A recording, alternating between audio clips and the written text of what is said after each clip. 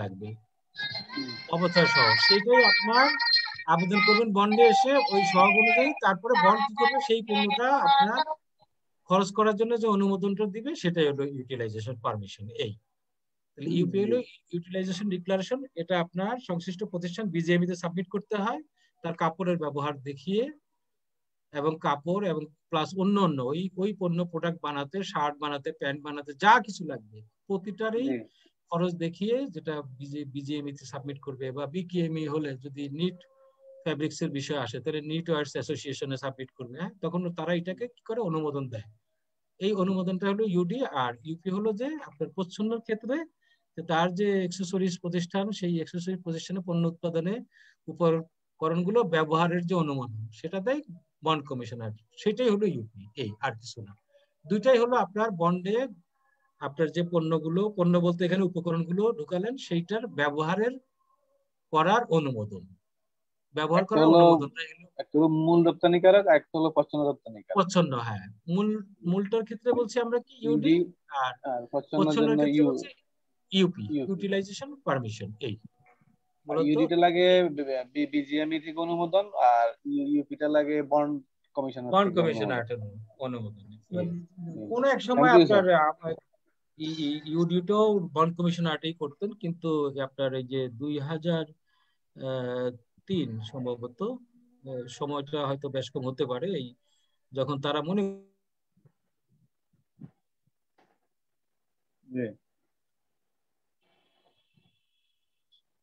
আপনার কথা বন্ধ হয়ে গেছে, কথা আসতেছে না স্যার, বোধহয় network disturb sir.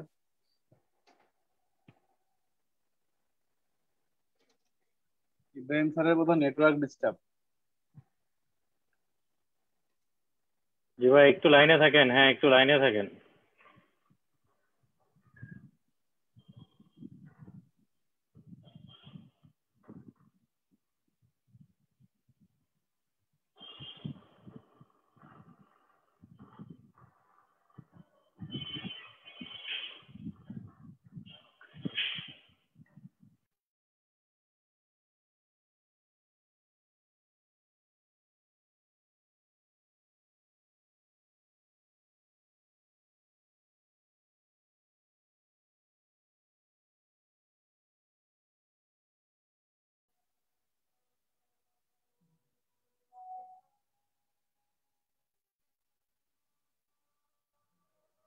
Charger light নেই, দেখেন 15টা চার্জার লাইট ফ্যান কিনা। মোমবাতি নাই, মোমবাতি হইলো জেনারেটর চালাচ্ছে মনে হয়, জেনারেটর চালাচ্ছে।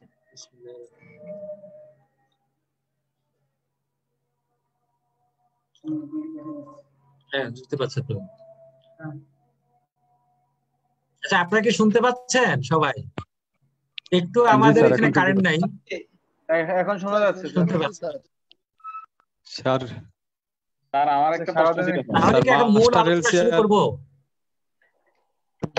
সে সম্পর্কে একটু বললে ভালো হইতো। হ্যাঁ, মূল আলোচনা, আসসালামু আলাইকুম। আলোচনা শুরু করি। প্রশ্ন না জমানো থাক, শেষে করব। Master LC back to back LC বললে ভালো হতো। বলবো একটু, ওই যে মূল আলোচনাটা শুরু করি, শেষের দিকে বলি না? এখন প্রথম থেকে যদি আমরা শেষের দিকে না যাই ক্রমান্বয়ে, তাহলে আপনার এই যে মাঝপথ থেকে বললে হয়তো তাল হারাই ফেলতে পারে, বোঝার তাল।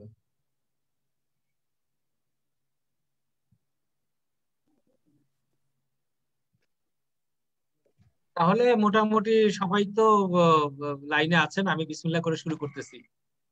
হ্যাঁ, বিসমিল্লাহ করে শুরু করছি, তাহলে আপনার সবাই লাইনে আছেন। আসসালামু আলাইকুম, আমি মোহাম্মদ ইব্রাহিম হোসেন, বর্তমানে চিটাগাং কাস্টমার্সে। আর একটা মিনিট স্যার।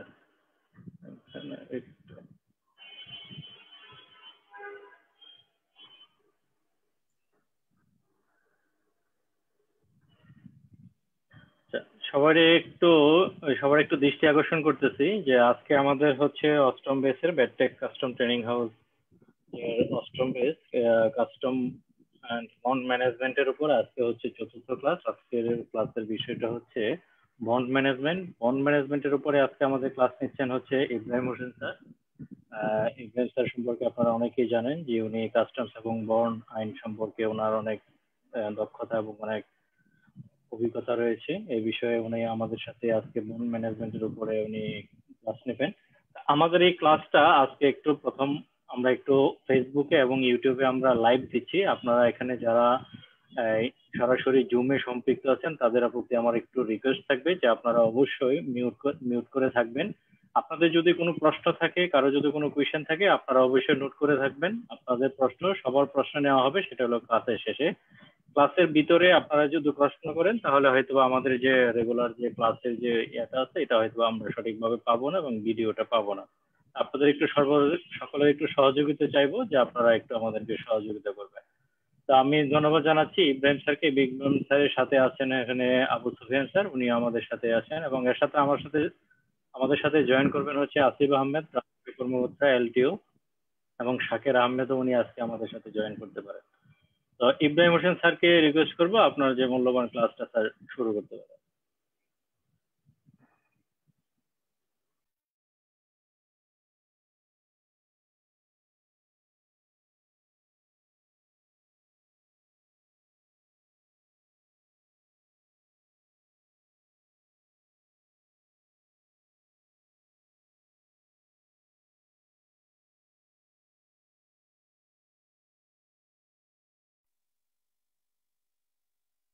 আরশাদ ভাই, আরশাদুল হক ভাই, কেমন আছেন?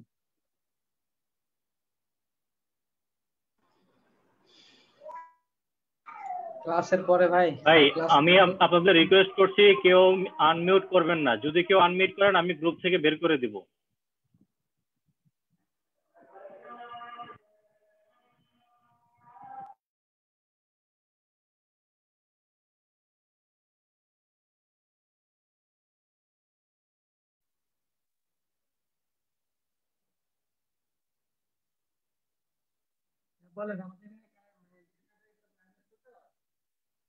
এখন কি শোনা যাচ্ছে কিনা? জি স্যার, শুনতে পাচ্ছি, আমরা কথা শুনতে পাচ্ছি। হ্যাঁ, বিসমিল্লাহির রহমানির রহিম। আমি তাহলে শুরু করছি। হ্যাঁ,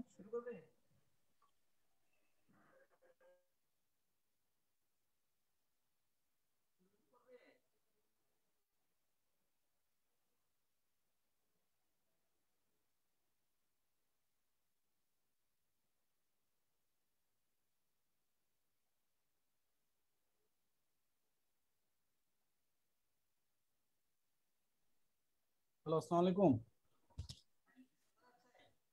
ওয়ালাইকুম আসসালাম। আপনারা কি শুনতে পাচ্ছেন আমাদের কথা? আসসালামু আলাইকুম জি স্যার, স্যার, কেমন শুনতে আছেন? পাচ্ছি স্যার। জি স্যার, শুনতে আচ্ছা পাচ্ছি। ঠিক আছে, তাহলে শুরু করি। হ্যাঁ, শুরু করব। জি স্যার, শুরু করেন।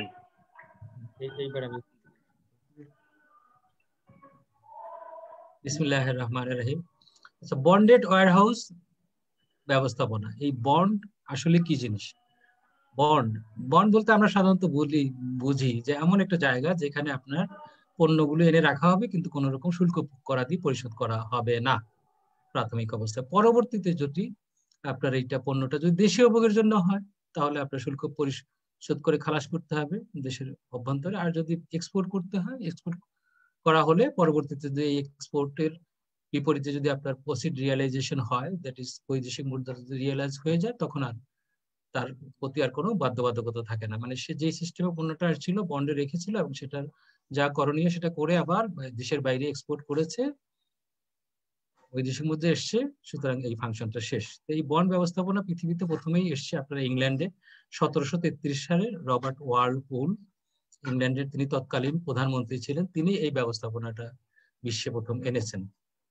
তো তিনি প্রথম এই ব্যবস্থাপনাটা আনলেন এই কারণে, আপনারা জানেন এখন কিন্তু আপনার তামাক এবং মদ, লিকার, এই জাতীয় পণ্যগুলোর কিন্তু শুল্ক সবচেয়ে বেশি। তো তখনও আপনার সেই 1733 সালে তখনও কিন্তু এই তামাক জাতীয় মদ জাতীয় পণ্যের উপর ব্যাপক শুল্ক ছিল। তখন এই প্রধানমন্ত্রী রবার্ট ওয়ালপুল ব্রিটেনের, উনি তখন এই সিস্টেমটা চালু করলেন ওনার দেশে, যে কোনো পণ্য যদি আপনার প্রথমে এই জাতীয় পণ্যগুলো তামাক, তারপরে এই মদ জাতীয় পণ্য প্রথমে আমদানি করে একটা ওয়্যার হাউসের মধ্যে রাখা হবে, পরবর্তীতে যতটুকু আপনার সে দেশীয় ভোগের জন্য বের করবে ওইটারই শুল্ক করে দিয়ে দেশের মধ্যে সে চালানটা বের করবে। মানে এতে কি হলো কি আপনার যারা ব্যবসা বাণিজ্য করবে এই জাতীয় তাদের জন্য একটু লাঘব হয়। সে প্রথমে পণ্যটা যখনই সে ইম্পোর্ট করবে, ইম্পোর্ট করার পরে তার পুরো চালানের ডিউটিটা তাকে দিতে হলো না, পুরোটাই সে কি করলো আপনার বিল অফ এন্ট্রি সাবমিট করে ওয়্যার হাউসে নিয়ে রাখলো, ইনটু বন্ড করলো, পরবর্তীতে যতটুকু সে প্রয়োজন ততটুকু বাহির করবে এবং বাহির করার আগ মুহূর্তে সে শুল্কটা দিয়ে ফেলবে। তাহলে এই সিস্টেমটা চালু করলো কি যে ব্যবসা বাণিজ্য যাতে একটু করভার লাঘব হয় লোকজনের, প্রথম অবস্থাতেই তাকে পুরো চালানটা শুল্ক করা দিয়ে যাতে দিতে না হয়, যতটুকুই বের করবে যেদিন ততটুকুই শুল্ক করা দিয়ে আগে সরকারি কোষাগারে জমা দিয়ে আসবে, তারপরে বন্ড থেকে এই পরিমাণ পণ্য বের করবে। তো আমাদের দেশেও সেই ধারাবাহিকতায় পরবর্তীতে ব্রিটিশ পিরিয়ড, পাকিস্তান পিরিয়ডে ওই একই সিস্টেম আমাদের দেশেও চালু ছিল। আপনারা জানেন কাস্টমস অ্যাক্ট 1969 পাকিস্তান আমলের যে কাস্টমস অ্যাক্টটা আছে এখনো আমাদের দেশে চলছে, এটা আসলে পাকিস্তান আমলেই সংসদে পাশ হয়েছে। সেই কাস্টম অ্যাক্টের আপনার 11 অধ্যায় আপনার 84 থেকে 119 যে ধারাগুলো আছে এগুলো সবগুলোই কিন্তু বন্ড রিলেটেড। এই বিষয়টা আসলে পুরোটাই তাহলে কাস্টমস এর যে ধারাগুলো এগুলো দিয়ে নিয়ন্ত্রিত হচ্ছে বা এগুলো দিয়ে চলছে বলতে পারেন। কাস্টম আইনের 11 অধ্যায় আপনারা দেখবেন এখানে 84 মানে কি পণ্য আপনার বন্ডে নেওয়ার আবেদন, আর সেই 119 এই ধারাগুলো সবগুলো বন্ড রিলেটেড ধারা। তাহলে এই বন্ডটা চলতেছে মূলত কাস্টমস আইনের এই ধারাগুলো দিয়ে কার্যক্রম। আর প্রথমের দিকে বন্ডের জন্য আর 2-3টা ধারা আছে, যেমন 11 ধারা ওয়্যার হাউজিং স্টেশন ঘোষণা, আর 13 ধারা হলো বন্ড লাইসেন্স দেওয়ার জন্য কাস্টম যে ধারাটা প্রয়োগ করে সেটা হলো কাস্টম আইনের 13 ধারা। আর এত ব্যতীত আছে 84 থেকে আপনার 119 পর্যন্ত, এই ধারাগুলোই বন্ড রিলেটেড। এখন বাংলা আগে আমাদের দেশে তাহলে ওই সেই ব্রিটিশ পিরিয়ডের মতো সেই ধারাবাহিকতা 80 সাল পর্যন্ত এমন বন্ড প্রতিষ্ঠান আমাদের দেশে ছিল। আপনারা জানেন 80 সালের 70 দশকের শেষের দিকে, 80 সালের প্রথম দিকেই বাংলাদেশে আপনার এই যে গার্মেন্টস শিল্পের উত্থানটা হয়। প্রথমে আপনার ঢাকার রিয়াজ গার্মেন্টস এই উত্থানটা শুরু করে, পরবর্তীতে দেশ গার্মেন্টস বা ইয়ং গ্রুপ সহ অন্যান্য গার্মেন্টস গুলো বাংলাদেশে আপনার এই গার্মেন্টস ব্যবস্থা এবং প্রচলন এবং এইটা দেশের বাইরে রপ্তানি, বৈদেশিক মুদ্রা আহরণ আস্তে আস্তে প্রসার হতে থাকে। তো তখন আগে যেটা ছিল হোম কনজাম্পশন বন্ড আপনার ওই যে 80 দশকের আগ পর্যন্ত, এখনো কিন্তু কিছু হোম কনজাম্পশন বন্ড আছে। তখন কি করতো যারা হোম কনজাম্পশন বন্ডটা নিত কাস্টমস এর কাছ থেকে লাইসেন্স, তখন কি করতো তারা ওই পণ্যের শুল্ক করা দিয়ে দিতে হতো না, নিয়ে প্রথমে তার ওয়্যার হাউসে রাখতো, পরবর্তীতে যেই পরিমাণ পণ্য সে উৎপাদন করতো ওই পরিমাণ পণ্যেরই শুল্ক করা দিয়ে তাকে দিতে হতো। যেমন উদাহরণস্বরূপ বলি, সেই সময় আপনার এই 80 দশকের আগেও এখনো আছে হোম কনজাম্পশন কিছু বন্ড আছে। ধরেন একটা প্রতিষ্ঠান ঢেউটিন উৎপাদন করে, তাহলে সেই ঢেউটিনের জন্য যে সকল কাঁচামাল, সে ঢেউটিন কারখানাটা কি করলো যদি একটা বন্ড লাইসেন্স নেয় কাস্টমার থেকে, ঢেউটিনের যে কাঁচামাল গুলো আছে যেমন আপনার সিআর কয়েল, তারপরে এই সিআর কয়েলের উপরে যে কোটিং করার জন্য যে পণ্যগুলো লাগে, জিঙ্ক ইনগট, হ্যাঁ, অ্যালুমিনিয়াম ইনগট, এন্টিমনি ইনগট, তারপর আরো কিছু কিছু আপনার র মেটেরিয়াল আছে, এগুলো কি করতো তারা বন্ড ফ্যাসিলিটি নিয়ে তার ওই বন্ডেড ওয়্যার হাউসের মধ্যে রাখতো। এবং যখনই হয়তো মনে করেন আগামী 15 দিনের কত কয়েল সিআর কয়েল লাগবে বা কয় বান্ডিল আপনার জিঙ্ক ইনগট লাগবে, লিড ইনগট লাগবে, অ্যালুমিনিয়াম ইনগট লাগবে বা অন্য কি কেমিক্যাল লাগবে, তারা ওখান থেকে বের করতো। এই বের করার আগে কি করতো তারা একটা x bond bill of entry submit করে ওই মূল যে আপনার ইন্টু বন্ড করার সময় যে বিল অফ এন্ট্রি দিয়ে ঢুকিয়েছিল তার বিপরীতে part x bond bill of entry দিত, দিয়ে ওই শুল্কটা পে করে তারপরে ওই উপকরণটা ওখান থেকে বের করে তারপরে করোগেটেড শীট তৈরি করে, মানে সিআই শীট বা ঢেউটিন বলেন, এটা উৎপাদন করে তারপরে দেশের ভিতরে বিক্রি করত। তখন 80-র দশকে যখন এই সেই এটাকে বলে হোম কনজাম্পশন বন্ড, সেটা কিন্তু এখনো আছে, তবে 2003 সালের পরে হোম কনজাম্পশন বন্ড লাইসেন্স দেওয়া বন্ধ।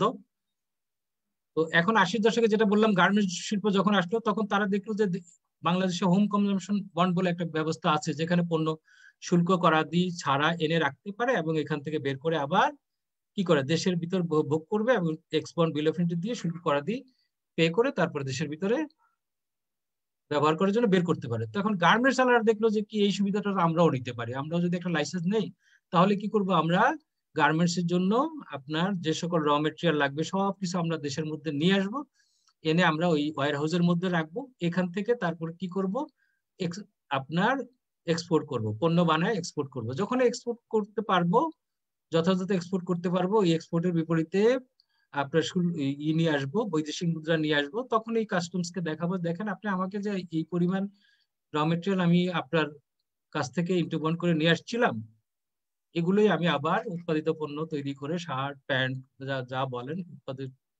উৎপাদন করে আমি দেশের বাইরে রপ্তানি করেছি এবং রপ্তানির বিপরীতে বৈদেশিক মুদ্রা চলে আসছে। আপনি আমার বিষয়টা অডিট করে দেখেন যে আমার ইম্পোর্ট এবং এক্সপোর্টের মধ্যে সামঞ্জস্য আছে কিনা। তখন কাস্টম যদি দেখে যে হ্যাঁ তার ইম্পোর্ট এবং এক্সপোর্ট যেটা করেছে এটা সামঞ্জস্য আছে এবং রপ্তানিও যথাযথ হয়েছে, ইম্পোর্টটা যেটা আছে সেটা এবং রপ্তানির বিপরীতে যা বৈদেশিক মুদ্রা আসার কথা সেটাও আসলো, তখন তাদেরকে কাস্টমসের তারা আবেদন করার পরে তাদেরকে কাস্টমস বন্ড লাইসেন্স দেওয়া শুরু করলো।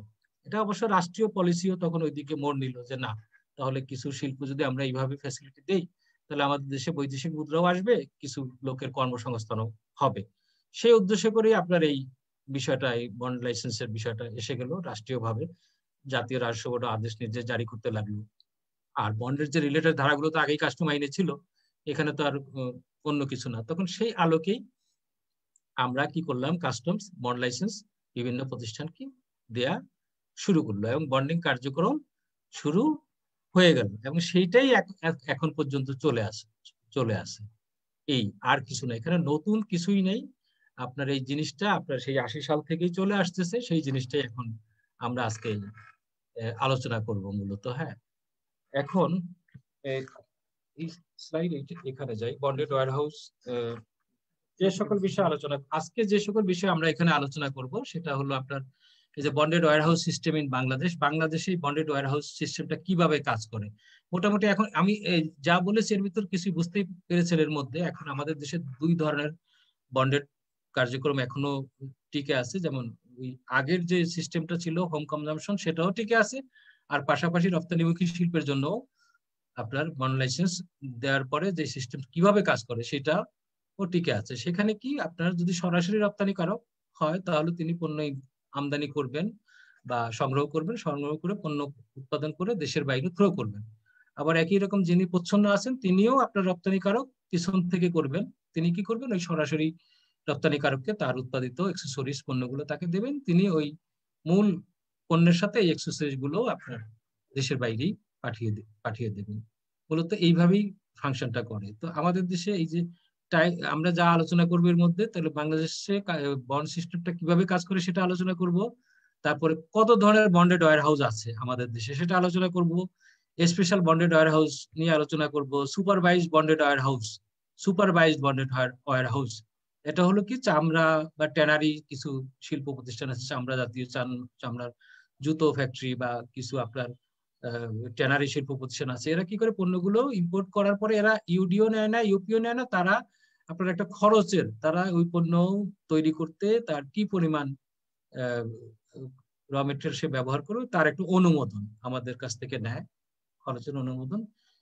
এই জাতীয় কিছু প্রতিষ্ঠান আছে সুপারভাইজড বন্ড, সেখানে আপনার এই যে আমাদের তারা আবার পাশাপাশি কাস্টমস অফিসার এবং সিপাই এই 1 বছরের জন্য তারা একটা বিশাল অঙ্কের প্রায় 10-12 লাখ টাকার মতো তাদেরকে করতে হয়, অ্যাডভান্স পে করতে হয় আপনার বন্ড কর্মকর্তা এবং তার সহযোগীদের ওখানে থাকার এবং তাদের ওখানে যে দায়িত্ব পালন করে এই জন্য ওভারটাইমের মতো একটা পেমেন্ট আপনাকে কাস্টমস করতে হয়। তারপর ডিপ্লোম্যাটিক বন্ডেড ওয়্যার হাউস নিয়ে আলোচনা করবো। ডিপ্লোম্যাটিক বন্ডেড ওয়্যার হাউস আপনারা বুঝতেই পাচ্ছেন, আপনার বাংলাদেশে যে সকল আপনার দূতাবাস আছে বা যে সকল প্রিভিলেজ পার্সনস আছে দেশে, তাদের সুবিধার জন্য এই বন্ড প্রতিষ্ঠানগুলো দেওয়া হয়েছে, এগুলো লাইসেন্স গুলো দেওয়া হয়েছে। ঢাকা, গুলশান, মনোনীত এরকম কিছু প্রতিষ্ঠান আছে যারা কি করে এই বন্ডেড ওয়্যার হাউসে আপনার পণ্য, দ্যাট ইজ সিগারেট, তারপরে লিকার, বিয়ার, তারপরে আপনার বিভিন্ন রকম খাদ্যদ্রব্য, হ্যাঁ অন্যান্য দ্রব্য তারা এনে রাখে এবং এগুলো এই ডিপ্লোম্যাটিক যারা আছে এই দেশে,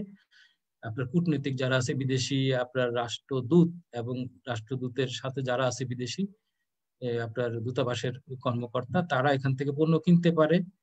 হ্যাঁ, প্লাস সুবিধাভোগী প্রিভিলিয়াস পার্সন বলতে আমাদের দেশে যে সকল আপনার আমাদের উন্নয়ন সহযোগী আছে, যেমন ওয়ার্ল্ড ব্যাংক, জাইকা, তারপরে আপনার সিডা, হ্যাঁ, বিভিন্ন রকম, তারপর এশিয়ান ডেভেলপমেন্ট ব্যাংক, এই সকল প্রতিষ্ঠানে যারা কর্মরত আছেন বিদেশি কর্মকর্তা, তারা এখান থেকে আপনার এই পণ্য কিনতে পারে পাস বইয়ের মাধ্যমে। সেটাই হলো ডিপ্লোম্যাটিক বন্ড। তারপর হোম কনজাম্পশন বন্ড, এটা বলেছি যে এখন লাইসেন্স না দেওয়া হলেও 80-র আগে যে সকল প্রতিষ্ঠানগুলো হোম কনজাম্পশন বন্ড লাইসেন্স ছিল, তারা তাদের কার্যক্রম এখনো অব্যাহত আছে।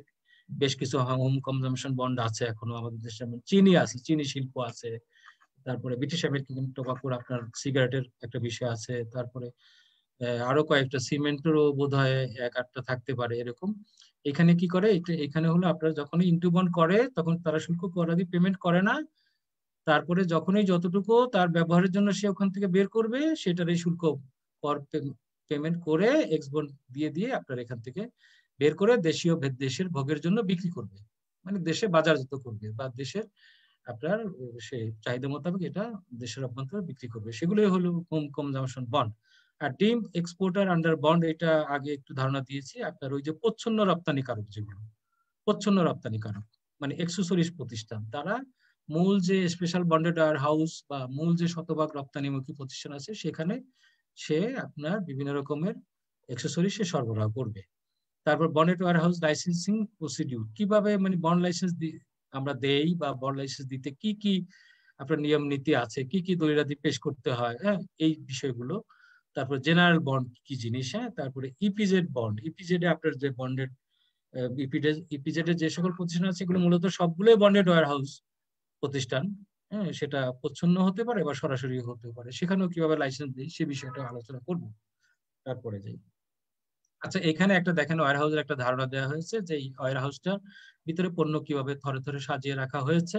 এই ওয়্যার হাউসেরই মূলত আমরা লাইসেন্সটা দেই, মানে আপনার এই ওয়্যার হাউসের মধ্যে যে পণ্যগুলো থাকবে এগুলো আপনি যখনই ইম্পোর্ট করে নিয়ে আসবেন তখন আপনাকে আর শুল্ক করা দিয়ে পেমেন্ট করতে হবে না। শর্ত একটাই, এর ভিতর রাখবেন, এখান থেকে আপনি আপনার উৎপাদন স্থানে নিয়ে যাবেন, নিয়ে আপনার পণ্য উৎপাদন করবেন, তারপর দেশের বাইরে এক্সপোর্ট করবেন, এবং এক্সপোর্ট যথাযথ হলে বৈদেশিক মুদ্রায় এলে আপনার যে ওই প্রথমে যে জেনারেল বন্ড দিয়ে বা যেই আমার সাথে দ্যাট ইজ কাস্টমস এর সাথে যেই শর্তে আপনি পণ্যটা আপনাকে ছাড় দিয়েছিল সেটা তাহলে এক্সপোর্ট হয়ে গেছে, আপনি অবমুক্ত পেয়ে গেলেন, আপনার আর শুল্ক করাদির বিষয় এখানে জড়িত না।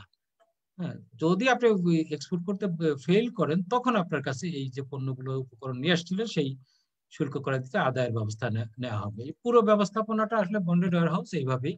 তো এখানে একটা ওয়্যার হাউসের চিত্র দেখতে পাচ্ছেন, এই ওয়্যার হাউসের মধ্যে মালগুলো এইভাবে রাখা হয়েছে। হ্যাঁ, তারপরের স্লাইডটা দেখি আমরা।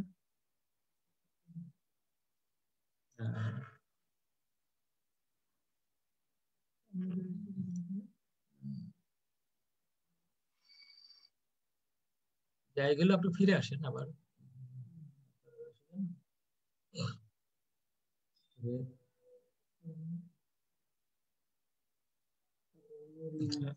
এখানে আসেন, হ্যাঁ, মূল যান, মূল থেকে আমি আবার ঘুরে যাই, হ্যাঁ, তারপর আমি এইদিকে যেতে থাকি।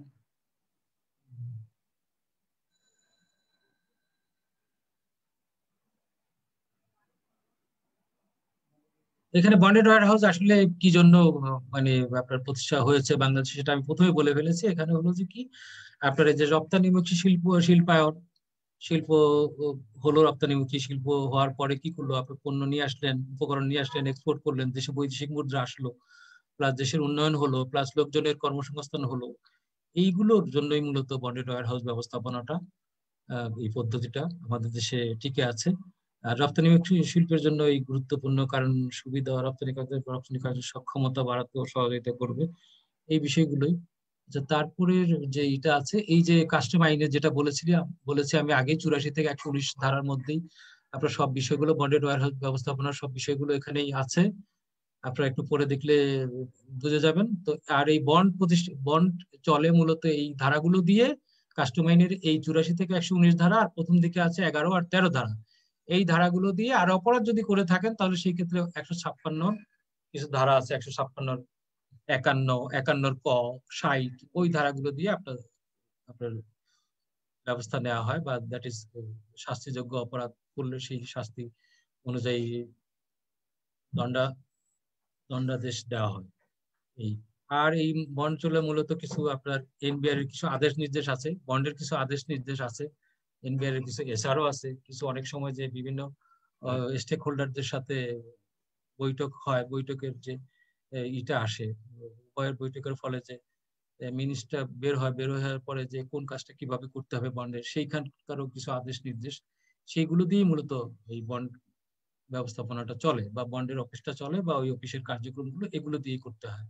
কাস্টম আইনের এই ধারাগুলো দিয়ে, কিছু এসআরও দিয়ে, কিছু এসআই আদেশ, কিছু অফিস আদেশ, আর কিছু এনবিআর এর বিভিন্ন সময় যে মিটিং মাইনরস যেগুলো হয় আপনার বিভিন্ন স্টেক হোল্ডারদের সাথে, দ্যাট ইজ বিজিএমইএ, বিকেএমইএ, বা ওদের সাথে যখন এই বন্ডেও বিভিন্ন বিষয় নিয়ে যখন হয়, আলোচনা হয়, সেই আলোচনার প্রেক্ষিতে যেই ইয়াটা আসে, সমঝোতা বা সিদ্ধান্তটা আসে, সেই সিদ্ধান্তের আলোকে এই বন্ডটা মূলত চলে এখানে। আচ্ছা, গার্মেন্টস বন্ডেড প্রতিষ্ঠান কি করে? এরা তারা মাস্টার এলসির বিপরীতে চাহিদা মোতাবেক তারা কাঁচামাল, উপকরণ বা প্যাকিং সামগ্রী সবকিছু নিয়ে আসবে, কিন্তু শুল্ক কর ব্যতি রেখে খালাস নিতে পারবে। এক ভদ্রলোক ওই প্রথমেই প্রশ্ন করেছিল মাস্টার এলসি কি। মাস্টার এলসিটা হলো মূল এলসি। মাস্টার এলসি বলতে বুঝবেন যে মূল এলসি কোনটা? একজন বিদেশি বায়ার, আমি বাংলাদেশে একটা গার্মেন্টস আমার আছে, তিনি আমাকে $1 লাখ একটা এলসি পাঠালো, যে এই $1 লাখ এলসির বিপরীতে আপনি এই পরিমাণ কাপড় নেবেন, এই পরিমাণ সুতা নিবেন, এই পরিমাণ বুতাম নিবেন, এই পরিমাণ কার্টুন নিবেন, এই পরিমাণ ব্যাকবোর্ড নিবেন, বা যত যা কিছু আছে এক্সেসরি সবকিছু আমি আপনাকে $1 লাখ দিলাম, এইটা দিয়ে আপনি সবকিছু সংগ্রহ করে আমার জন্য এত হাজার পিস প্যান্ট বানায়া, বা এত হাজার পিস শার্ট বানায়া বিদেশে রপ্তানি করবেন। এই যে মূল যে $1 লাখ এলসিটা দিল, এইটাই হলো মাস্টার এলসি। এই এলসির বিপরীতে, মূল এলসির বিপরীতে আপনার কি করবে তখন? এই দেশের যিনি আছেন, যিনি গার্মেন্টস এর মালিক, তিনি আবার ওই পণ্যগুলো ক্রেতার চাহিদা মোতাবেক সংগ্রহ করবেন। বিভিন্ন জায়গা থেকে করতে পারেন, বিভিন্ন জায়গা থেকে সংগ্রহ করবেন, যেখানে যেটা পাওয়া যায় সেইগুলো করবেন ব্যাক টু ব্যাক এলসির মাধ্যমে। ব্যাক টু ব্যাক এলসির মাধ্যমে বৈদেশিক মুদ্রার বিনিময়ে ওই যে $1 লাখ দিয়েছে, সেখান থেকে কিছু কিছু ডলার বিভিন্ন দিকে খরচ করবেন। হয়তো কার্টুনের জন্য সে $5,000 দিল, বুতামের জন্য $3,000 দিল, সুতার জন্য $2,000 দিল, কাপড়ের জন্য সে দেখা গেল $30,000 দিল, এই জাতীয়। তারপর আর ম্যানুফ্যাকচারিং কস্ট এর ভিতরে থাকবে। এই সব মিলে আপনার এই যে ব্যাক টু ব্যাক এর মাধ্যমে পণ্য উপকরণ সরবরাহ করবে, সরবরাহ করার পরে মানে সরবরাহ নেবে, সে সরবরাহ করার পরে সে ফিনিশ প্রোডাক্টটা উৎপাদন করবে, উৎপাদন করে তারপর দেশের বাইরে ওই মাস্টার এলসির বিপরীতে সে আবার ওই যিনি ক্রেতা তার কাছে সরবরাহ করবে। এইটাই এই আপনার গার্মেন্টস প্রতিষ্ঠানগুলো মূলত এইভাবেই কাজ করে। সে একটা মাস্টার এলসি পায় বিদেশি ক্রেতার কাছ থেকে, তার ওই এলসির বিপরীতে আপনার বিভিন্ন রকম উপকরণ ব্যাক টু ব্যাক দিয়ে সংগ্রহ করার পরে তারপরে পণ্য তৈরি করে এটা উৎপাদন করে দেশের বাইরে রপ্তানি করে। এখন এইখানে একটা বিষয় আপনাদেরকে জানায় রাখি, একটু খেয়াল রাখেন। এইখানে আপনার এই যে $1 লাখ যে এলসিটা বলেছি, এই এলসির মধ্যে সে যিনি এখানে যাকে দেয়া হলো, যেই গার্মেন্টস এর মালিক বা যেই গার্মেন্টস এটা পেলেন, তিনি কি করবেন? ব্যাক টু ব্যাক দিয়ে সর্বোচ্চ আপনার এর মধ্যে যা সব কিছু খরচ, তার ম্যানুফ্যাকচারিং কস্ট সহ সবকিছু সে 80% পর্যন্ত করতে পারবেন, তার বেশি করতে পারবেন না। তাহলে $1 লাখ মধ্যে সে খরচ করতে পারবেন, বা উপকরণ সংগ্রহ করবেন ব্যাক টু ব্যাক দিয়ে, বা তার সমস্ত যাবতীয় খরচ $80,000 মধ্যে সীমাবদ্ধ থাকতে হবে। এখন প্রশ্ন করতে পারেন তাহলে $20,000 কোথায় গেল? এই $20,000টাই হলো ভ্যালু এডিশন। আপনারা দেখেছেন আমদানি নীতি আদেশে ওখানে বলা আছে যে আপনার ওভেন সামগ্রী যদি বাংলাদেশ থেকে এক্সপোর্ট করেন তাহলে আপনার ন্যূনতম 20% ভ্যালু এডিশন হবে। যদি সোয়েটার হয়, তারপরে যদি আপনার নিট কাপড়ের সামগ্রী হয়, তাহলেও 20% আপনার ভ্যালু এডিশন থাকতে হবে। আর যদি শিশু পোশাক হয় তাহলে 15%। তাহলে আপনি এখন নিজেকে মিলাই নেন, ওই যে বলেছি $80,000 যদি সে একটা মাস্টার্সের বিপরীতে সমস্ত সবকিছু সে খরচ করে, এবং সে যখনই এটাকে আপনার $1 লাখ সে এক্সপোর্ট করবে, তখন এডিশন অটোমেটিক 20%ই হলো 80, আর $1 লাখের বিভেদক 20, এটাই হলো আপনার এই ভ্যালু এডিশনটা। ন্যূনতম এইটুকু থাকতে হবে। আচ্ছা, তারপর হলো প্রচ্ছন্ন রপ্তানিকারক এক্সেসরিজ প্রতিষ্ঠান। প্রচ্ছন্ন রপ্তানিকারক এক্সেসরিজ প্রতিষ্ঠান হলো ওই যে মূল যে গার্মেন্টস প্রতিষ্ঠান, তিনি আপনার এই প্রচ্ছন্নের কাছ থেকে আমাদের দেশে যে সকল প্রচ্ছন্ন প্রতিষ্ঠান হয়েছে তার কাছ থেকে বিভিন্ন রকম উপকরণ সংগ্রহ করে নেবেন ব্যাক টু ব্যাক এলসির মাধ্যমে বৈদেশিক মুদ্রার বিনিময়ে নিয়ে তারপর ওই তার পণ্য এক্সপোর্টের ক্ষেত্রে যে উপকরণ যেভাবে লাগায় আপনার অ্যাক্সেসরি সেটা লাগায় দেশের বাইরে এক্সপোর্ট করবেন। এইটাই হলো প্রচ্ছন্ন রপ্তানিকারক প্রতিষ্ঠান। তারপর এখানে বলছে বন্ডেড ওয়্যার হাউস। জিনিসটা কি তাহলে আগেই বলে ফেলেছি, এটা এমন একটা জায়গা, সুরক্ষিত ঘর বা সুরক্ষিত ওয়্যার হাউস যেখানে আপনার শুল্ক ছাড়া পণ্য বা কাঁচামাল সংগ্রহ করে রাখা হবে, পরে উৎপাদন করে দেশের বাইরে প্রেরণ করা হবে। এরকম একটা ওয়্যার হাউস যেটাকে আমরা লাইসেন্স দেই বন্ড কমিশনের, সেটাই হলো বন্ডেড ওয়্যার হাউস, এই আর কিছু না। আচ্ছা, এই ওয়্যার হাউস বা পণ্যাগার এখানে আপনার কাস্টম আইনের ধারা 2 যে সংজ্ঞাগুলো দেওয়া আছে, এখানে ওয়্যার হাউস বা পণ্যাগার বলছে হলো আপনার এই যে কাস্টম আইনের আপনার ধারা 2 NN 12 এবং 13 ধারা অনুযায়ী লাইসেন্স প্রাপ্ত কোনো স্থান। তাহলে পণ্যাগার মানে ওয়্যার হাউস বলতে আমরা কি বুঝবো, যে কাস্টম আইনের 12 এবং 13 ধারা অধীন লাইসেন্স প্রাপ্ত কোনো স্থান, সেটাই হলো পণ্যাগার। পাবলিক ওয়্যার হাউস কাস্টম আইনের 12 ধারা অনুযায়ী যে প্রতিষ্ঠানকে আপনার পাবলিক ওয়্যার হাউস বলে ঘোষণা দেন NBR বা তথা বন্ড কমিশনার, সেটাই হলো পাবলিক ওয়্যার হাউস। সোজা কথা সরকারি ওয়্যার হাউস যদি বলি সেটাই হবে পাবলিক ওয়্যার হাউস। এই মুহূর্তে যদি বলি আমি যে চিটাগাং বন্দর, মংলা বন্দরের যে চারিদিকে সারাউন্ডিং ওয়াল আছে, ওয়ালের ভিতরে যতক্ষণ পণ্য থাকে তখন কিছু শুল্ক পেমেন্ট করতে হয় না। যখন এই বন্দরের ওয়ালের বাইরে আপনি নিয়ে আসবেন তখনই কি করে, বিল অফ এন্ট্রি সাবমিট করে শুল্ক করাদি দিয়ে তারপর পণ্যটা বের করে নিয়ে আসতে হয়। এই যে চট্টগ্রাম বন্দরের যদি এই মুহূর্তে ওয়্যার হাউস ঘোষণা NBR দিয়েছে, সেটাই 12 ধারা অনুযায়ী দিয়েছে। আর সরকারি ব্যতীত যারা আছেন আপনার অন্য ক্ষেত্রে হলো 13 ধারা। যে একজন লোক একটা গার্মেন্টস করবেন, তিনি যদি আপনার লাইসেন্স নিতে হয় তাকে কাস্টম আইনের 13 ধারা অনুযায়ী প্রাইভেট বন্ডেড ওয়্যার হাউস। সাধারণ লোকের জন্য হলো আপনার 13 ধারা অনুযায়ী যে লাইসেন্সটা দেওয়া হয় সেটা হলো আপনার এই 13 ধারা অনুযায়ী দেওয়া হয়, সেটাই হলো প্রাইভেট বন্ডেড ওয়্যার হাউস। একজন লোক একটা জুতার কারখানা করবেন, তিনি সমস্ত উপকরণ এনে জুতা বানিয়ে জুতা এক্সপোর্ট করবেন, এটাও প্রাইভেট বন্ডেড ওয়্যার হাউস। একজন ব্যক্তি একটা কার্টুন ফ্যাক্টরি করবেন, তিনি এই সমস্ত উপকরণ বাইরে থেকে এনে কার্টুন তৈরি করে সরাসরি রপ্তানিকারককে দেবেন, এটাও একটা প্রাইভেট বন্ডেড ওয়্যার হাউস। তাহলে এই প্রাইভেট বন্ডেড ওয়্যার হাউসটা আমরা দেই 13 ধারা অনুযায়ী। আর স্পেশাল বন্ডেড ওয়্যার হাউস যেটা আমি বলেছি, স্পেশাল বন্ডেড ওয়্যার হাউস প্রথমেই বলেছি যে গার্মেন্টস আপনার 13 ধারা মোতাবেক লাইসেন্স দেওয়া হবে এবং 91(2) অনুযায়ী বিধান মতো অব্যাহতিপ্রাপ্ত একটি শতভাগ রপ্তানিমুখী শিল্প প্রতিষ্ঠান বোঝাবে। এইখানে বিষয়টা হলো যে আপনার প্রথমে যখন বন্ড লাইসেন্স দেওয়া হতো, বন্ড লাইসেন্স দেওয়ার পরে কিন্তু বন্ডেড ওয়্যার হাউসে আপনার কাস্টমসের একটা মনিটরিং থাকতো। মনিটরিং বলতে এইভাবে বুঝেন যে ওই ওয়্যার হাউসের তালাচাবি কাস্টমসের হাতে থাকতো। এখনো কিছু কিছু জায়গায় তালাচাবি কাস্টমসের হাতে থাকে, যেমন ওই যে বলেছিলাম ডিপ্লোম্যাটিক বন্ডেড ওয়্যার হাউস, সেইখানকার তালাচাবি কিন্তু কাস্টমসের হাতে থাকে। তাহলে এই জাতীয় যেগুলো আছে এই সিস্টেমটা আগে ছিল, কিন্তু গার্মেন্টস এর ক্ষেত্রে যখন আপনার আসলো, তাকে স্পেশাল বন্ডেড ওয়্যার হাউস ঘোষণা করলো, তখন বললো যে গার্মেন্টস এর ক্ষেত্রে তালাচাবি কাস্টমসের হাতে থাকার দরকার নেই, গার্মেন্টস এর লোকজনদের হাতেই থাকবে এবং তারাই এখান থেকে যখন পণ্য যতটুকু দরকার উপকরণ বের করবে, পণ্য উৎপাদন করবে, এক্সপোর্ট করবে। এইটাই হলো স্পেশাল বন্ডেড ওয়্যার হাউস। কোনটা? গার্মেন্টস। তাহলে গার্মেন্টস এর ক্ষেত্রে তালা চাবি এগুলো কাস্টমসের কোনো আপনার রাখার কোনো দায়িত্ব নেই, তাদের কাছেই থাকে, তারাই উপকরণ বের করে পণ্য উৎপাদন করে রপ্তানি করে। এটাই হলো স্পেশাল বন্ডেড ওয়্যার হাউস, যেটাকে আমরা সরাসরি রপ্তানি মুখে, সেটা গার্মেন্টস হতে পারে বা নিটওয়ার কারখানা হতে পারে, সোয়েটার কারখানা হতে পারে, হ্যাঁ সেগুলো।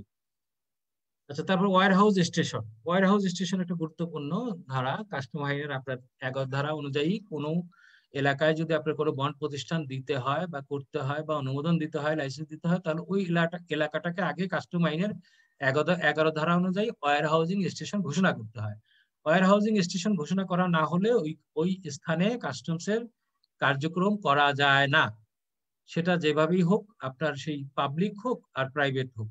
সে ধরেন আমি উদাহরণস্বরূপ বলি, বাংলাদেশের কোনো সীমান্তে যদি এখন একটা নতুন করে যদি একটা আপনার কাস্টমস স্টেশন হয়, তাহলে সেই স্টেশনেও কাস্টমস কর্মকাণ্ড করার জন্য আপনার 11 ধারা অনুযায়ী এইখানকার এই জায়গাটাকে ওয়্যার হাউজিং স্টেশন ঘোষণা করতে হয়। একই রকম যদি আপনি একটা গার্মেন্টস করতে চান, যে আমি একদম সেই জামালপুরের শেষ মাথায় সরিষাবাড়িতে একটা গার্মেন্টস করব, যেখানে আপনি গার্মেন্টসটা করলেন, ওই এলাকাটা, ওই সরিষাবাড়ি উপজেলাটাকে আপনার কাস্টম আইনের 11 ধারা অনুযায়ী ওয়্যার হাউজিং স্টেশন ঘোষণা করতে হয়। এই ঘোষণাটা কে করেন? এই ঘোষণাটা করেন হলো আপনার এনবিআর। আচ্ছা, তারপরে রিস্ক বন্ডের বিষয়টা আছে। এখানে বিভিন্ন রকম বন্ড, আপনার এই যে পণ্যটা যখন লাইসেন্সটা পেয়ে যান, কোনো প্রতিষ্ঠান আবেদন করার পরে যখন বন্ড লাইসেন্স পান, তারপরে কি করতে থাকে, বিভিন্ন রকমের যে বন্ডের বিষয়টা এখানে আসে। যেমন জেনারেল বন্ড, তাকে কি করতে হয়, আপনার 2000 টাকার স্ট্যাম্পে একটা জেনারেল বন্ড দিতে হয়। আপনার যদি সেইটা যদি প্রচ্ছন্নর ক্ষেত্রে হলো 1 বছর মেয়াদি 1 কোটি টাকার, তারপরে যদি গার্মেন্টস এর ক্ষেত্রে 3 কোটি টাকার জেনারেল বন্ড 3 বছর মেয়াদি দিতে হয়। প্রচ্ছন্ন এবং সরাসরি ক্ষেত্রে আপনার সেও দিবে 1 বছর মেয়াদি 2 কোটি টাকার জেনারেল বন্ড। তারপরে আপনার যদি কোনো ডিউটি ফ্রি শপ বা ডিপ্লোম্যাটিক বন্ড যেটা বলেছি, তারা যদি লাইসেন্স নেয়, তাহলে সেই ক্ষেত্রে তারাও 3 কোটি টাকার একটা জেনারেল বন্ড দিবে 3 বছর মেয়াদি। এই জেনারেল বন্ডটা কি, আপনার 2000 টাকার নন জুডিশিয়াল স্ট্যাম্পে লিখিত দেওয়া, বন্ড দেওয়া, মানে আপনার কি বলে, মুসলেকা দেওয়া, যে আমি কাস্টমসকে এখানে মুসলেকা দিচ্ছি যে আমি যে লাইসেন্স পেয়েছি, এই লাইসেন্সের এগেনিস্টে যে আমদানি রপ্তানি করব, এইখানে যদি কোনো ব্যত্যয় করি, কোন রকম যদি অনিয়ম করি, তাহলে আমি এই কাস্টম চাহিদা মোতাবেক এই 3 কোটি টাকা দিতে বাধ্য থাকবো। সেরকম একটা বন্ড, সেটাই হলো জেনারেল বন্ড। আর রিস্ক বন্ড, যখনই আপনি দেখা যাবে যে আপনার একটা গার্মেন্টস আছে, সেখান থেকে আপনি পণ্য অন্য একটা গার্মেন্টস এর সাব কন্ট্রাক্ট দিয়ে নিয়ে যাবেন, প্রতিমধ্যে আপনার এই পণ্যটা চুরিও যেতে পারে, খোয়া যেতে পারে, নষ্ট হতে পারে, তাহলে এই দায় দায়িত্ব যে আপনি নেবেন, সেই জন্য একটা রিস্ক বন্ড আবেদনের সাথে ওই পণ্য যখনই আপনি ই করবেন, আপনার সাব কন্ট্রাক্ট করাতে নিবেন, তখন কাস্টমস এর কাছ থেকে অনুমোদন নেওয়ার সময় একটা রিস্ক বন্ড দিতে হয়, যে এই পণ্যটা যে আমি নিব, আমার এই বন্ড থেকে অমুক প্রতিষ্ঠানে কাজটা করাই নিয়ে আসবো, সারটা বানাই নিয়ে আসবো, এখানে যদি কোনো ক্ষয়ক্ষতি হয়, দায় দায়িত্ব আমি নিলাম, একটা রিস্ক বন্ড দিলাম। এই বিষয়গুলোই এখানে বন্ড। বন্ডেড ওয়্যার হাউস, এখানে আমি স্লাইডে আপনারা দেখতে পাচ্ছেন। আপনারা কি আমাকে শুনতে পাচ্ছেন? কে একজন কনফার্ম করেন? হ্যাঁ, শুনতে পাচ্ছি, কোনো অসুবিধা হচ্ছে না। শুনতে পাচ্ছি। স্যার সাউন্ড আরেকটু জোরে বলতে ভালো হতো। আচ্ছা ঠিক আছে, একটু জোরে বলছি, কোনো সমস্যা নাই। আচ্ছা, বন্ডেড ওয়্যার হাউস, বন্ডেড গুদামে যে পণ্য যে এই যে থাকবে, রক্ষণাবেক্ষণ যে করা হবে, এই সব দায় দায়িত্ব মালিকের ঘাড়েও থাকবে। এখান থেকে যদি কোনো পণ্য যদি চুরি যায়, খোয়া যায়, নষ্ট হয়, তাহলে আমদানিকারক বলতে এখানে বন্ডারে, যিনি বন্ড লাইসেন্স দেবেন, তিনি যুগপতভাবে আমদানিকারকও, আবার তিনি একজন বন্ডারও। হ্যাঁ, বন্ডের মালিক, তার এই পণ্য যে তার ওয়্যার হাউসের মধ্যে থাকবে, কিছু নিয়ম নীতি আছে, সেগুলো তাকে মেনে চলতে হবে। হ্যাঁ, তো এখানে বলছে এই কখন উনি এই থেকে অবমুক্ত হবেন, ওই বন্ডে পণ্য ঢুকালেন, এখন ওনার তো দায় দায়িত্ব আছে। দায় দায়িত্ব কি, ওই যে বলেছি যে শতভাগ রপ্তানিমুখী প্রতিষ্ঠান যিনি, তিনি কি করবেন, ইউডি নেবেন, পণ্য উৎপাদন করে দেশে বাইরে থ্রো করবেন, দায় দায়িত্ব শেষ। ডলার চলে আসলো, দায় দায়িত্ব শেষ। যিনি প্রচ্ছন্ন নিয়েছেন, তিনি পণ্য উৎপাদন করে সরাসরিকে দিলেন, তার ব্যাক টু ব্যাকের বিপরীতে দিলেন, ব্যাক টু ব্যাকে তার কাছে বৈদেশিক মুদ্রা চলে আসলো তার অ্যাকাউন্টে, তার দায় দায়িত্ব শেষ। আন্তর্জাতিক পরিবহনে সরবরাহ করা হলে, আমি একটা চিটাগাং পোর্টের মধ্যে একটা আপনার ডিউটি ফ্রি শপ করে নিলাম, এইখানে আমি শুল্ক করাদি বিহীন না দিয়ে আপনার বিভিন্ন রকম পণ্য এনে রাখলাম জাহাজে সরবরাহ করার জন্য। যখনই আমি জাহাজে সরবরাহ করলাম এক্সবন্ড দিয়ে, তখন কি হলো, জাহাজ এই পণ্যটা নিয়ে দেশের বাইরে চলে গেল, জাহাজ আমাকে কি করলো, বৈদেশিক মুদ্রা পেমেন্ট করে দিয়ে গেল, তাহলে আমারও দায় দায়িত্ব শেষ। তারপরে কাস্টমসের তত্ত্বাবধানে ধ্বংস বা শুল্ক কর প্রদানের পর স্থানীয় ভাগে ভোগের জন্য ছাড় করা হলো। এখানে বোঝাতে চেয়েছে যে আমরা যখনই হোম কনজাম্পশনের ক্ষেত্রে, হোম কনজাম্পশন বন্ডের ক্ষেত্রে যখনই শুল্ক কর দিয়ে সে বন্ড থেকে পণ্য বের করে ফেললো, রাষ্ট্রকে শুল্ক কর দিয়ে দিল, দায় দায়িত্ব শেষ। আর অন্য সরকারের নিকট হস্তান্তর করলো, সে ইম্পোর্ট করলো, ইম্পোর্ট করে সে আপনার কি করলো, এক্সপোর্ট করতে ফেল করলো, তখন সে বললো যে আমি এই পণ্যটা এক্সপোর্ট করতে ব্যর্থ হলাম, সরকারের নিকটে হস্তান্তর করে দিলাম, সরকার এটা নিলাম করে বিক্রি করে দিতে পারে, তাহলে তার দায় দায়িত্ব শেষ। এই বিষয়গুলোই এখানে এসছে। আচ্ছা, আমি সামনের দিকে যেতে থাকি মূল কথাগুলো বলে। আচ্ছা, পাবলিক ওয়্যার হাউস আর প্রাইভেট ওয়্যার হাউস এর মধ্যে আমি আগেই বলে ফেলছি, আপনার 12 ধারা অনুযায়ী আপনার শুল্ক কমিশনার বা এই যে কোনো সরকারি যে পাবলিক ওয়্যার হাউস নিয়োজিত করে থাকেন। হ্যাঁ, আর এইখানকার যে পণ্যগুলো যেগুলো থাকবে এগুলো শুল্ক কর মুক্ত। যখনই ওই এরিয়ার বাইরে ভিতরে যখন ওই পার করে দেশের অভ্যন্তরে আসবে তখন এই শুল্ক করা দিয়ে আপনার পেমেন্ট করেই দিয়ে চলে আসতে হবে। এই কথাগুলো আর এই নিয়ম কানুন গুলো সব এই বিষয়টা, এই পাবলিক ওয়্যার হাউস রিলেটেড বিষয়গুলো ওইভাবেই নিষ্পত্তি হয়। আর এই যে প্রাইভেট বন্ডেড ওয়্যার হাউস, এখানে 13 ধারা অনুযায়ী আপনার এখানেও আপনার লাইসেন্স দেওয়া হয়। লাইসেন্স দেওয়া হলে কি হয়, পণ্যগুলো আপনারা শুল্ক করমুক্ত ভাবে ওখানে এনে রাখবেন, প্রোডাক্ট উৎপাদন করবেন, দেশের বাইরে রপ্তানি করবেন, বৈদেশিক মুদ্রা আসবে, দায় দায়িত্ব শেষ, আপনার ওয়্যার হাউস ফাংশনিংও শেষ। আচ্ছা, তারপরে এবার কাস্টম বন্ড কমিশনার সমূহ কোথায় আছে এটা আপনারা জানেন, যে একটা হচ্ছে আপনার ঢাকায়, আপনার সেগুনবাগিচা ঢাকা বন্ড কমিশনারেট, আর চিটাগাং হলো আপনার লালখান বাজারে চিটাগাং বন্ড কমিশনারেট। এবং ইতিমধ্যে বোধহয় আরেকটা বন্ড কমিশনারেট ঢাকা উত্তর হওয়ার জন্য সবকিছু পাশ হয়েছে, আগে পরে ওইখানে ঢাকা উত্তরে একটা বন্ড কমিশনারেট হবে। হ্যাঁ, তো এই মুহূর্তে বাংলাদেশে দুইটাই আছে, একটা হলো ঢাকা আর একটা চিটাগাং। আচ্ছা, এইখানে আপনার এই যে দুই ধরনের বন্ডেড ওয়্যার হাউস লাইসেন্স আমরা দিই, একটা হলো যে স্পেশাল বন্ডেড ওয়্যার হাউস, বুঝেই ফেলছেন, গার্মেন্টস, আর জেনারেল বন্ডেড ওয়্যার হাউস মানে আপনার অন্যান্য যেগুলো আছে প্রাইভেট বন্ডেড ওয়্যার হাউস, সবগুলোই প্রাইভেট। আবার আমরা এখানে দেওয়ার সময় আবার ওইখানে লাইসেন্সের উপর আপনারা দেখবেন, অনেকে বন্ড লাইসেন্স যারা দেখেছেন ওখানে দেখবেন যে SBW লিখে দিই, special bonded warehouse category, আবার ওখানে লিখে GBW, হ্যাঁ, আপনার জেনারেল বন্ডেড ওয়্যার হাউস, এইভাবে। হ্যাঁ, এই বিষয়গুলোই এখানে। আচ্ছা, তারপরে আপনারা একটু স্ক্রিনে দেখে নিন এগুলো। আপনার এই যে শতভাগ রপ্তানি প্রচ্ছন্ন প্রতিষ্ঠান কারা, ওই যে যারা এক্সেসরিজ, হ্যাঁ, এক্সেসরিজ যেগুলো উৎপাদন করে তারাই। আর ট্যানারি, শতভাগ রপ্তানিমুখী ট্যানারি হচ্ছে আমরাজাত দ্রব্য কিছু বন্ডেড প্রতিষ্ঠান আছে। তারপরে জাহাজ নির্মাণ কিছু বন্ডেড প্রতিষ্ঠান আছে, কিছু আপনার জাহাজ নির্মাণ কারখানা আছে বাংলাদেশে, যারা বন্ড লাইসেন্স নিয়ে তাদের জাহাজের জন্য যত রকম উপকরণ আছে নির্মাণ করতে সব উপকরণগুলো নিয়ে আসে, জাহাজটা তৈরি করে তারপরে রপ্তানি করে। সেই ধরনের কিছু বন্ড প্রতিষ্ঠান আছে। তারপর হোম কনজাম্পশন বলেছি বন্ড প্রতিষ্ঠান আছে। ডিপ্লোম্যাটিক বন্ড আগে বলছি যে আছে। তারপরে রপ্তানি প্রক্রিয়া এলাকায়, মানে দ্যাট ইজ ইপিজেড এলাকায় যে সকল প্রতিষ্ঠান আছে, সেটা প্রচ্ছন্ন বা সরাসরি সবগুলোই কিন্তু বন্ডেড ওয়্যার হাউস লাইসেন্স নিয়েই তারা তাদেরকে কার্যক্রম করতে হয়। এখানে আমরা ওই ভাষায় এটাকে বন্ডেড ওয়্যার হাউস লাইসেন্স বলি না, এটা বন্ড রেজিস্ট্রেশন বলি ইপিজেড এলাকায়। হ্যাঁ, একই রকম আর কোথায় আছে, আপনার বেজাতে আছে, ইকোনমিক জোনে আছে, তারপরে আপনার হাইটেক পার্কে আছে, এইখানেও আপনার বন্ড লাইসেন্স দেওয়া হয় এবং সেই অনুযায়ী ফাংশনিং করে। মালিকানা ধরন অনুযায়ী বন্ডেড ওয়্যার হাউস আবার দুই ভাগে আমরা দেখিয়েছি, একটা পাবলিক, যেটা আমি আগেই বলছি সরকারি যে বিষয়গুলো আছে ঘোষণা দেওয়া, এটা রাজস্ব বোর্ড বা বন্ড কমিশনার দিয়ে থাকে। সরকারি যে ওয়্যার হাউস গুলো, সেটা ধরে নেন যে চিটাগাং পোর্ট, মোংলা বন্দর, হ্যাঁ, এই জাতীয়। আচ্ছা, প্রাইভেট বন্ডেড ওয়্যার হাউস বুঝতেই পারছেন 13 ধারা অনুযায়ী এটা কমিশনার মহোদয় দিয়ে থাকেন লাইসেন্স, বন্ড কমিশনার। আপনার বন্ড কমিশনার যে লাইসেন্সটা দেয়, এটা আপনার ঢাকার ক্ষেত্রে, ঢাকার বন্ড কমিশনার অধিক্ষেত্রে যে সকল জেলা আছে, আপনার ময়মনসিংহ, জামালপুর, তারপরে ফরিদপুর, তার মানিকগঞ্জ, মুন্সিগঞ্জ, ঢাকা, নরসিংদী, নারায়ণগঞ্জ, এই সকল জেলার সমস্ত লাইসেন্স গুলো, বন্ড প্রতিষ্ঠান লাইসেন্স গুলো ঢাকা থেকে দেওয়া হয়, ঢাকা বন্ড কমিশনার থেকে। আর চিটাগাং থেকে দেওয়া হয় আপনার এই যে থেকে শুরু করে টেকনাফ থেকে শুরু করে একদম ব্রাহ্মণবাড়িয়া, কুমিল্লা পর্যন্ত, ব্রাহ্মণবাড়িয়া পর্যন্ত। আর অন্য ক্ষেত্রে যেগুলো যে সকল জায়গা আছে দেশের অভ্যন্তরে, সেগুলো কিন্তু সেই সকল জায়গার আপনার ভ্যাটের যে কমিশনার থাকেন তিনি দেন। সে যদি আপনি এখন সিলেটে একটা বন্ড প্রতিষ্ঠান করতে চান, তাহলে সেই ক্ষেত্রে বন্ড লাইসেন্সটা দেবেন সিলেটের ভ্যাট কমিশনার। আচ্ছা, আর এই বন্ডেড ওয়্যার হাউস লাইসেন্সটা প্রদান করা হয় কি 2000 বন্ডেড ওয়্যার হাউস লাইসেন্সিং বিধিমালা 2008 অনুযায়ী। এখানে 8 অনুযায়ী কারা কারা এই লাইসেন্সটা পাবেন? সরাসরি রপ্তানিমুখী শিল্প প্রতিষ্ঠান পাবেন। সরাসরি বলেই ফেলছি যে গার্মেন্টস জাতীয়, যারা সরাসরি পণ্য উৎপাদন করে সরাসরি বিদেশে প্রচ্ছন্ন রপ্তানিমুখী শিল্প প্রতিষ্ঠান তারা পাবেন। ডিপ্লোম্যাটিক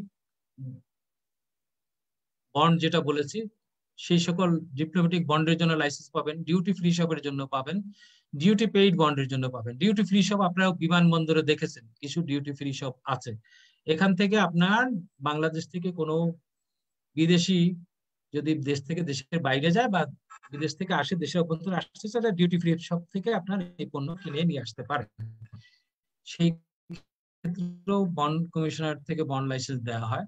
আর ডিপ্লোম্যাটিক, আগেই বলেছি, ডিপ্লোম্যাটদের যারা আছেন তারা এই ডিপ্লোম্যাটিক বন্ড থেকে পণ্য সংগ্রহ করেন পাসবইয়ের মধ্যে। আর ডিউটি পেইড বন্ড আপনার বাংলাদেশে আরো ওই ডিপ্লোম্যাট এবং প্রিভিলেজ পার্সন ব্যতীত আরো অনেক আপনার বিদেশে আছে।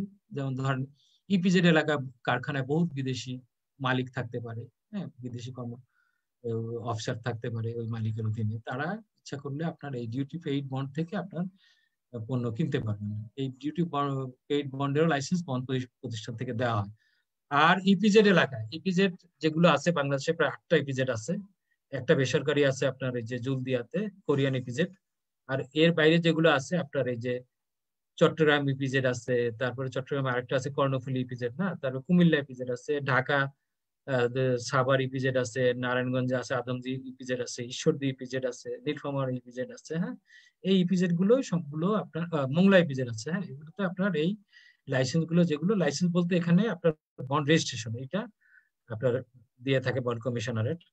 তারপরে এই লাইসেন্সিং বিধিমালা অনুযায়ী তারপর বেজা বাংলাদেশ ইকোনমিক জোন যেগুলো আছে সেখানেও আপনার এই বন্ড লাইসেন্স দেওয়া হয় রপ্তানিমুখী শিল্পের জন্য।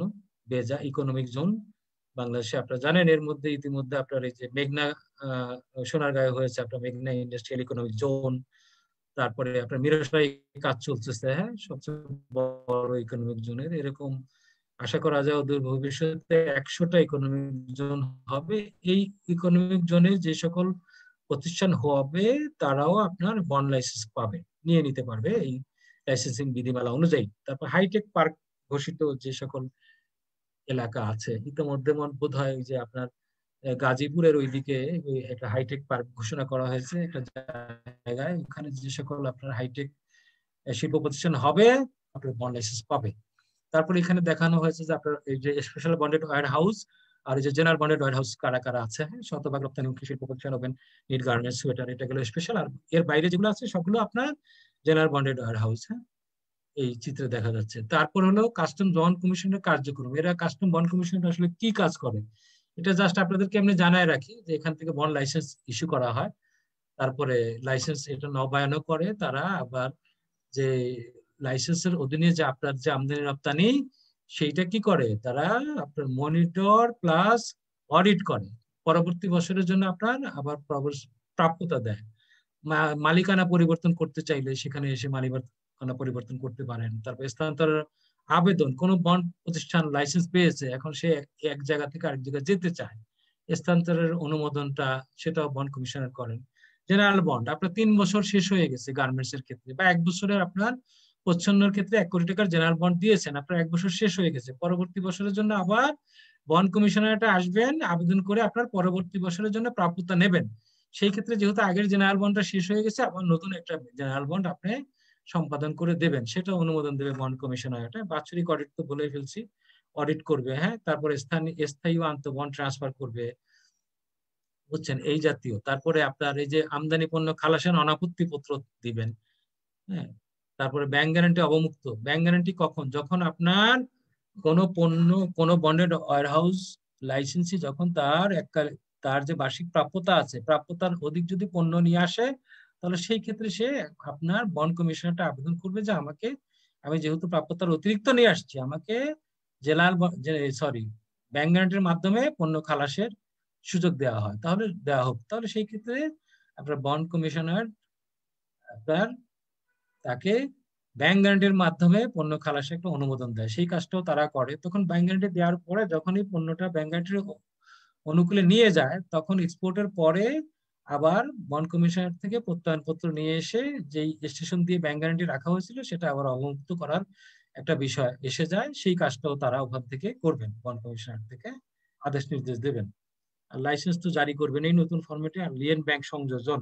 লিয়েন ব্যাংক কি? লিয়েন ব্যাংকটা হলো আপনার যিনি বন্ড লাইসেন্স দেবেন তিনি সেই আমদানিকারক, সেই বন্ডার, তার পণ্য আমদানি রপ্তানিতে যেই ব্যাংকের মাধ্যমে এই কাজটা করবে সেটাই হলো তার লিয়েন ব্যাংক, সেটা হলো তার জন্য লিয়েন ব্যাংক। কোন বন্ডার তার আমদানি রপ্তানি কার্যক্রম যেই ব্যাংকের মাধ্যমে করবেন, যেই অ্যাকাউন্টের মাধ্যমে করবেন, সেটাই হলো তার লিয়েন অ্যাকাউন্ট বা লিয়েন ব্যাংক, যেই ব্যাংকের মাধ্যমে করবেন। একটা প্রতিষ্ঠানের আপনার 3টা পর্যন্ত সর্বোচ্চ লিয়েন ব্যাংক থাকতে পারবে। সাধারণত একটা থাকতে পারবে, একটা থাকার লাইসেন্সের সময় একটা, ইচ্ছা করলে দুটোও থাকতে পারবে, কিন্তু পরবর্তীতে একটা লিয়েন ব্যাংক থাকার পরে যদি কেউ আরেকটা করতে চায়, তাহলে তাকে কি করতে হবে? বন্ড কমিশনটা আবেদন করে একটা সংযোজন করতে হবে। এবং তারপরেও যদি সে আরো একটা চায় লিয়েন ব্যাংক, তাহলে আরো একটা লিয়েন ব্যাংক সংযোজন করতে পারবে। তাহলে লিয়েন ব্যাংক আপনারা বুঝে গেছেন যে বন্ডেড ওয়্যার হাউস ব্যবস্থাপনায় বন্ড প্রতিষ্ঠান যে ব্যাংকের মাধ্যমে তার আমদানি রপ্তানি করবে, সেটাই হলো লিয়েন ব্যাংক। আর কিছু লাইসেন্স আগেই কয়েকবার বলা হয়েছে, এখানে আর বলার কিছু নাই। তারপরে যাই আমি বন্ডেড ওয়্যার হাউস লাইসেন্স। এখানে দেখতেই পাচ্ছেন এসআর নম্বর 181 অনুযায়ী আইন 2008-2209 শুল্ক 26/2008 এইটা এই এসআর অনুযায়ী মূল লাইসেন্সটার আপনার সেই বিষয়টা হলো কি বন্ডেড ওয়্যার হাউসিং লাইসেন্স বিধিমালা। এই বিধিমালাটা এসআর হলো 181 আর লাইসেন্সিং বিধিমালাটা হলো 2008। আর রিলেটেড ধারা আগে বলেছি, আর এখানে বলার কিছু নাই। 13 ধারা অনুযায়ী লাইসেন্স দেওয়া, সেটাও বলেছি, আগেই বলে ফেলেছি। তারপরে 11 ধারা অনুযায়ী ওয়্যার হাউজিং স্টেশন ঘোষণা করতে হয়। এখন এই মুহূর্তে বাংলাদেশের অনেক উপজেলা আপনার 11 অনুযায়ী 11 অনুযায়ী আপনার ওয়্যার হাউজিং স্টেশন ঘোষণা করা হয়েছে। সোজা কথা, আপনি যেখানে প্রতিষ্ঠানটা করবেন, আপনার এলাকাটা যদি, আপনার উপজেলাটা আগে থেকে যদি ওয়্যার হাউজিং স্টেশন ঘোষণা করা থাকে, তাহলে আপনার জন্য বাড়তি একটু সুবিধা পেয়ে গেলেন। আর যদি না থাকে, তাহলে আপনাকে এটা জাতীয় রাজস্ব বোর্ডে আবেদন করে ওয়্যার হাউজিং স্টেশন ঘোষণা করিয়ে নিতে হবে আপনার ওই এলাকাটা, ওই উপজেলাটা। তো যেই সকল এলাকা এখন আপনার ঘোষণা করা হয়েছে, সে তেমন কিছু নাম এখানে দেওয়া হয়েছে, এই জেলাগুলো বা এই জেলাগুলোর কিছু আপনার থানা, উপজেলা। এর বাইরেও নতুন কোন জায়গায় যদি আপনি লাইসেন্স করতে চান, লাইসেন্স নিতে চান, বন্ড পজিশন করতে চান, তাহলে 11 ধারা অনুযায়ী আপনাকে ওয়্যার হাউজিং স্টেশন ঘোষণা করায় নিতে হবে।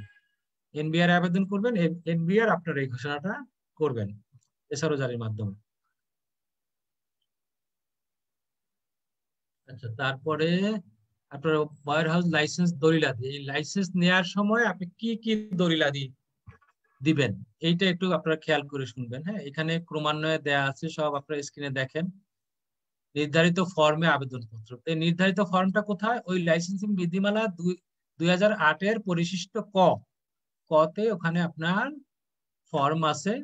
এই ফর্মটা আপনার ডাউনলোড করতে হবে, করে নিয়ে ওই নির্ধারিত ফর্মে যেখানে যেটা দেওয়ার জন্য বলা আছে, ওই ফর্মটা পূরণ করে আবেদন করতে হবে। সেটাই এখানে 1-এ বলা হয়েছে। তারপর 2-এ আপনার 2000 টাকার নন জুডিশিয়াল স্ট্যাম্পে 3 কোটি টাকার বন্ড, 2000 টাকার 100 টাকা মানের বা 500 টাকা মানের, মোট কথা 2000 টাকার নন জুডিশিয়াল স্ট্যাম্প হলো, সেখানে আপনার জেনারেল বন্ড দিবেন 3 কোটি টাকা। 3 কোটি টাকা এখানে আসলে গার্মেন্টস এর ক্ষেত্রে, আর যদি প্রচ্ছন্ন রপ্তানিকারক হয় 1 কোটি টাকা, আবার যদি প্রচ্ছন্ন এবং সরাসরি কোনো প্রতিষ্ঠান রপ্তানি করেন তার ক্ষেত্রে 2 কোটি টাকা, যদি ডিউটি ফ্রি শপ হয়, ডিউটি পেইড বন্ড হয়, ডিপ্লোমেটিক বন্ড হয়, তাদের ক্ষেত্রে 3 কোটি টাকার জেনারেল বন্ড দিতে হবে। হ্যাঁ, এই বন্ড দিয়ে আপনার আবেদন করতে হবে। তারপরে ট্রেড লাইসেন্স, আপনার হাত লাগা ট্রেড লাইসেন্স থাকতে হবে। তারপরে কোম্পানির টিন থাকতে হবে, আইটি 10B সহ, এবং যতগুলো পরিচালক থাকবে ওই কোম্পানি, লিমিটেড কোম্পানি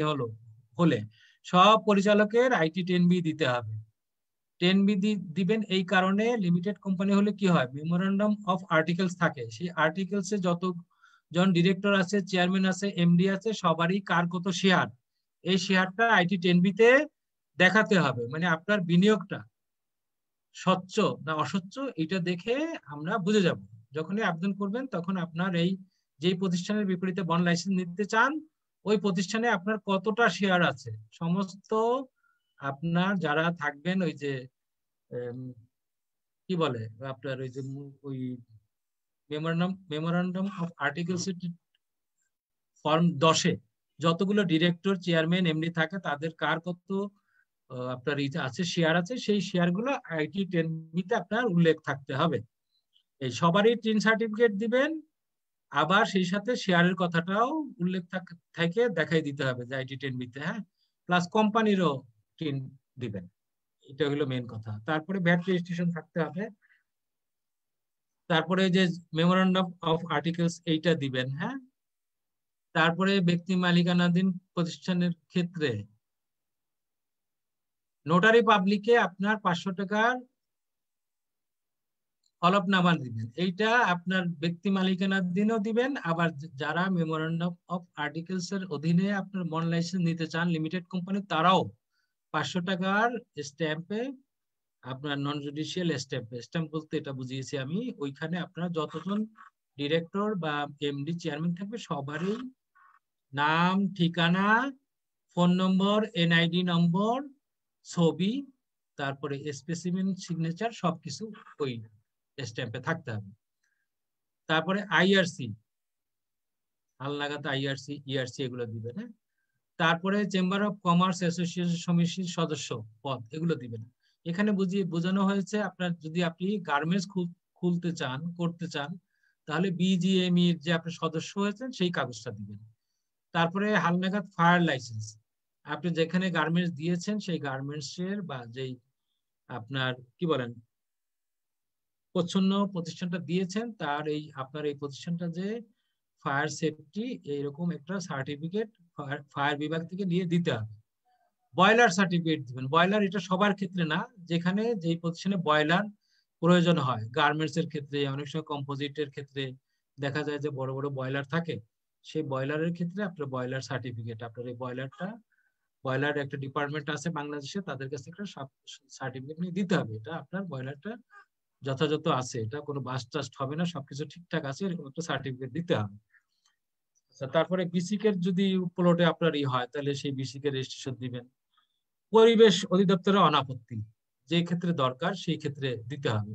মানে বিষয়টা এমন, আপনি কি করলেন, একটা ডাইং ফ্যাক্টরি করলেন, সুতা রং করেন, বা এমন হতে পারে আপনি একটা কম্পোজিট টেক্সটাইল ফ্যাক্টরি করলেন, আপনি সুতা থেকে আপনার গ্রে কাপড় উৎপাদন করেন, গ্রে কাপড়টাকে আবার কি রং করেন, রং করার পরে এটাকে আবার কাটিং করেন, কাটিং করে আপনার হতে পারে সে আপনি এটাকে ভেস্ট বানালেন, টি শার্ট বানালেন, হ্যাঁ, পোলো শার্ট বানালেন।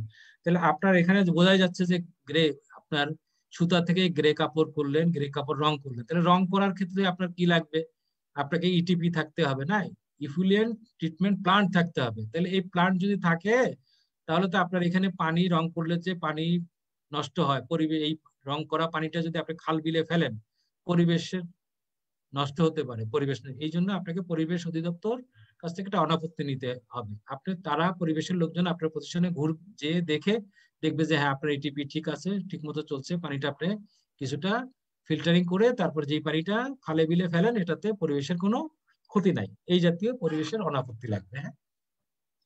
আর বিদ্যুৎ বিভাগ থেকে আপনি যে সংযোগ নেবেন সেই বিদ্যুতের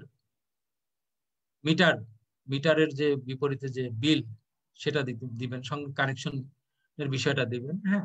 আবার এখানে একটা বিষয় আছে, যদি কোনো গ্রুপ অফ কোম্পানি হয় সেই ক্ষেত্রে যদি তার দেখা যায় যে তার একটা গ্রুপ অফ কোম্পানি বিশাল প্রিমিসের মধ্যে 3-4টা ফ্যাক্টরি আছে, সবগুলোর সেই বন্ড লাইসেন্স দরকার, তাহলে সবগুলোর জন্য সে আলাদা ইলেকট্রিক মিটার সাবমিটার বসবে, কিন্তু তার যে মূল মেইন লাইনের যে আপনার ইয়াটা দলিলাদি সেটা দিলে হবে, ইলেকট্রিক সংযোগের দলিলাদি। আর ভিতরে যে 5টা প্রতিষ্ঠান থাকলো, 3টা প্রতিষ্ঠান থাকলো, সেই ক্ষেত্রে ওই প্রতিষ্ঠানগুলোর জন্য আলাদা সাবমিটার থাকলেও চলবে। মানে সোজা কথা, আপনাকে বিদ্যুৎ সংযোগের জন্য যাবতীয় কাগজপত্র দিতে হবে। যদি গ্যাস সংযোগ দিয়ে চালান আপনার প্রতিষ্ঠান, গ্যাসের কোনো বিষয় থাকে তাহলে গ্যাসের সংযোগের যে কাগজপত্র দিবেন। বিনিয়োগ বোর্ডের বিডার যে আপনার রেজিস্ট্রেশন সেই কাগজপত্রগুলো দিবেন।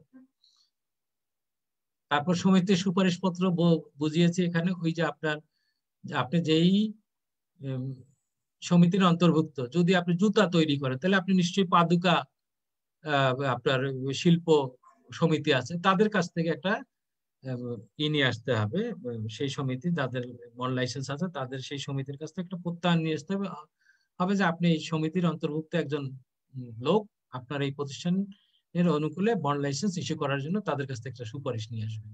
বিজেএম এর ক্ষেত্রে বিজেএম এর সুপারিশ নিয়ে আসবেন, এই আর কিছু না। আচ্ছা 500 টাকার ওই স্ট্যাম্পে আপনার নাম, ঠিকানা, পদবি, স্বাক্ষর, ছবি এগুলো আগে বলছি একবার, সেই জিনিসটাই দিতে হবে, আর কিছু না।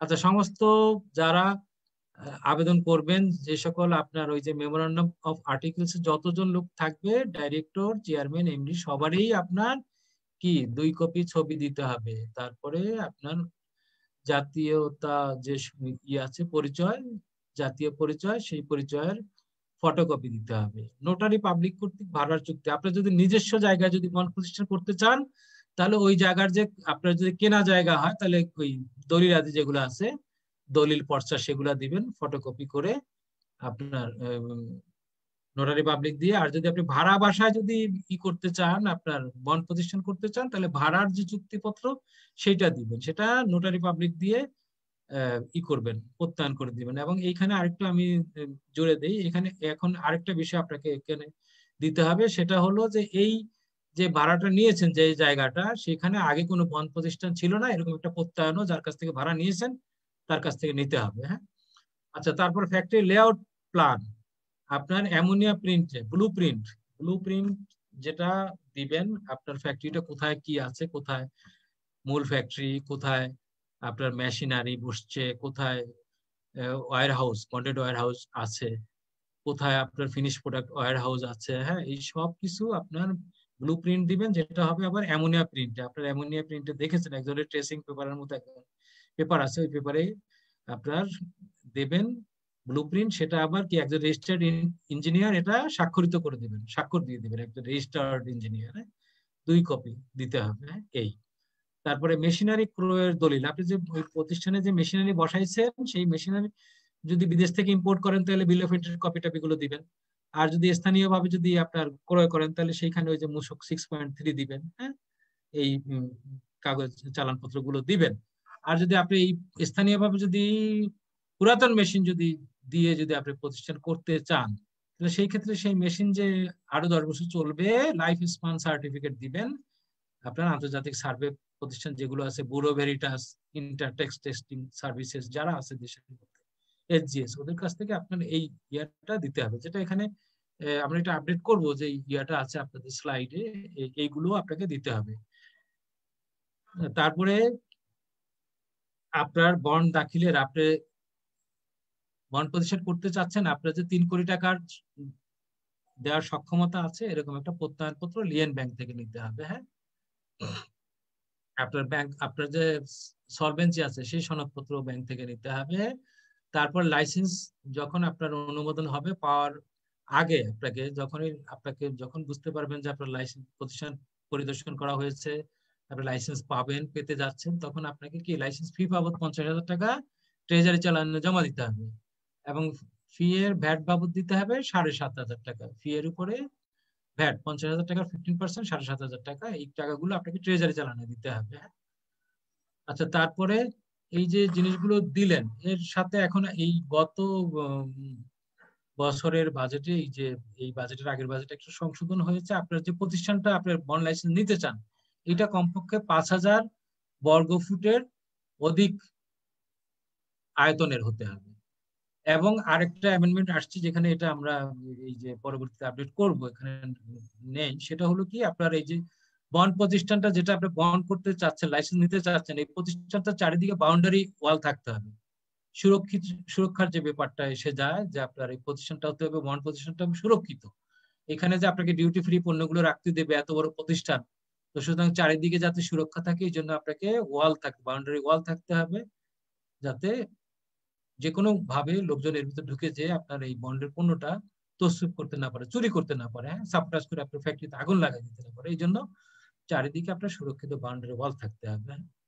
এই তাদের যে এই প্রত্যয়নগুলো দেওয়ার পরে এর সাথে আরেকটা বিষয় আছে, আপনাকে আরো একটা তথ্য দিতে হবে আপনার, সেটা হলো কি, সেটা হলো আপনি যদি একটা বন্ড লাইসেন্স নিতে চান, ইতোপূর্বে যদি আপনার যদি অংশীদারিত্ব অন্য কোনো প্রতিষ্ঠান থেকে থাকে, সেই প্রতিষ্ঠানের কোনো পাওনা দাওনা নাই সরকারের কাছ থেকে, বন্ড কমিশনের কাছ থেকে, সেই প্রত্যয়ন দিতে হবে। হ্যাঁ, তারপর আপনার যে এলাকায় বন্ড প্রতিষ্ঠানটা, সেখানেও ভ্যাটের কোনো ভ্যাট অফিস কোনো পাওনা দাওনা নাই, সেই তথ্য সেরকম একটা আপনার প্রত্যয়নও দিতে হবে। এইগুলো দেওয়ার পরে, জমা দেওয়ার পরে, তারপরে বন্ড কমিশনারেটের আপনার একটা টিম আপনার প্রতিষ্ঠানে যাবে, যে আপনার প্রতিষ্ঠানটা পরিদর্শন করে এসে তারপরে আপনার প্রতিবেদন দিবে। প্রতিবেদন দেওয়ার পরে তারপরে নির্ভর করতেছে আপনার প্রতিবেদন আপনার পক্ষে যদি থাকে, লাইসেন্স পাওয়ার উপযোগী হয়, তাহলে আপনি লাইসেন্সটা পাবেন। এই তারপরে এবার আবেদন যাচাই ও বন্ড লাইসেন্স। হ্যাঁ, তো এই আবেদন যখনই আপনি দাখিল করবেন তখন বন্ড কমিশনারেটে একজন সহকারী রাজস্ব কর্মকর্তা থাকেন, যার কাজই হলো এই আবেদনটা নিয়ে আসার পরে আপনার পক্ষ থেকে তখন এরা যাচাই বাছাই করে দেখেন যে সমস্ত কাগজপত্র ঠিক মতো আছে কিনা, দেখার পরে তারপরে তিনি এই আবেদনটা রিসিভ করেন, বা রিসিভ করার জন্য যিনি আছেন ওখানকার তাকে নির্দেশ দিন যে আপনি এটা রিসিভ করে নেন।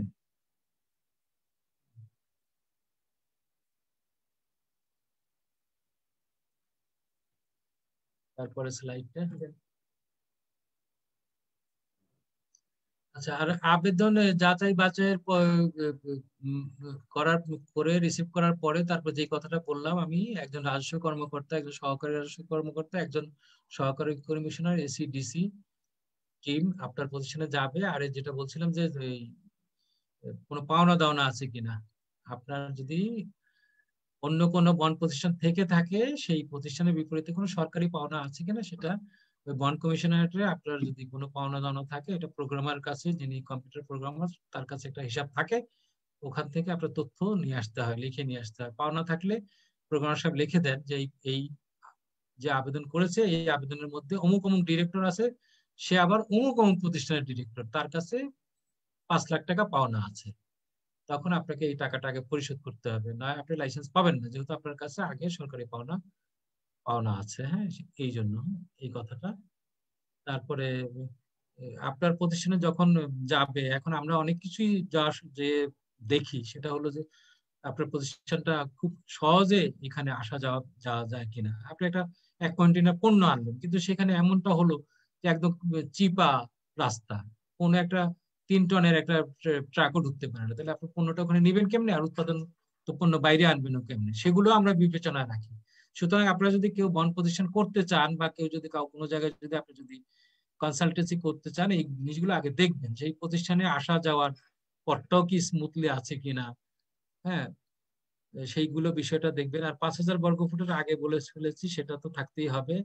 তারপর সুরক্ষিত যে ব্যাপারটা, এটাও বলছি যে বাউন্ডারি ওয়াল চারিদিকে থাকতে হবে। আর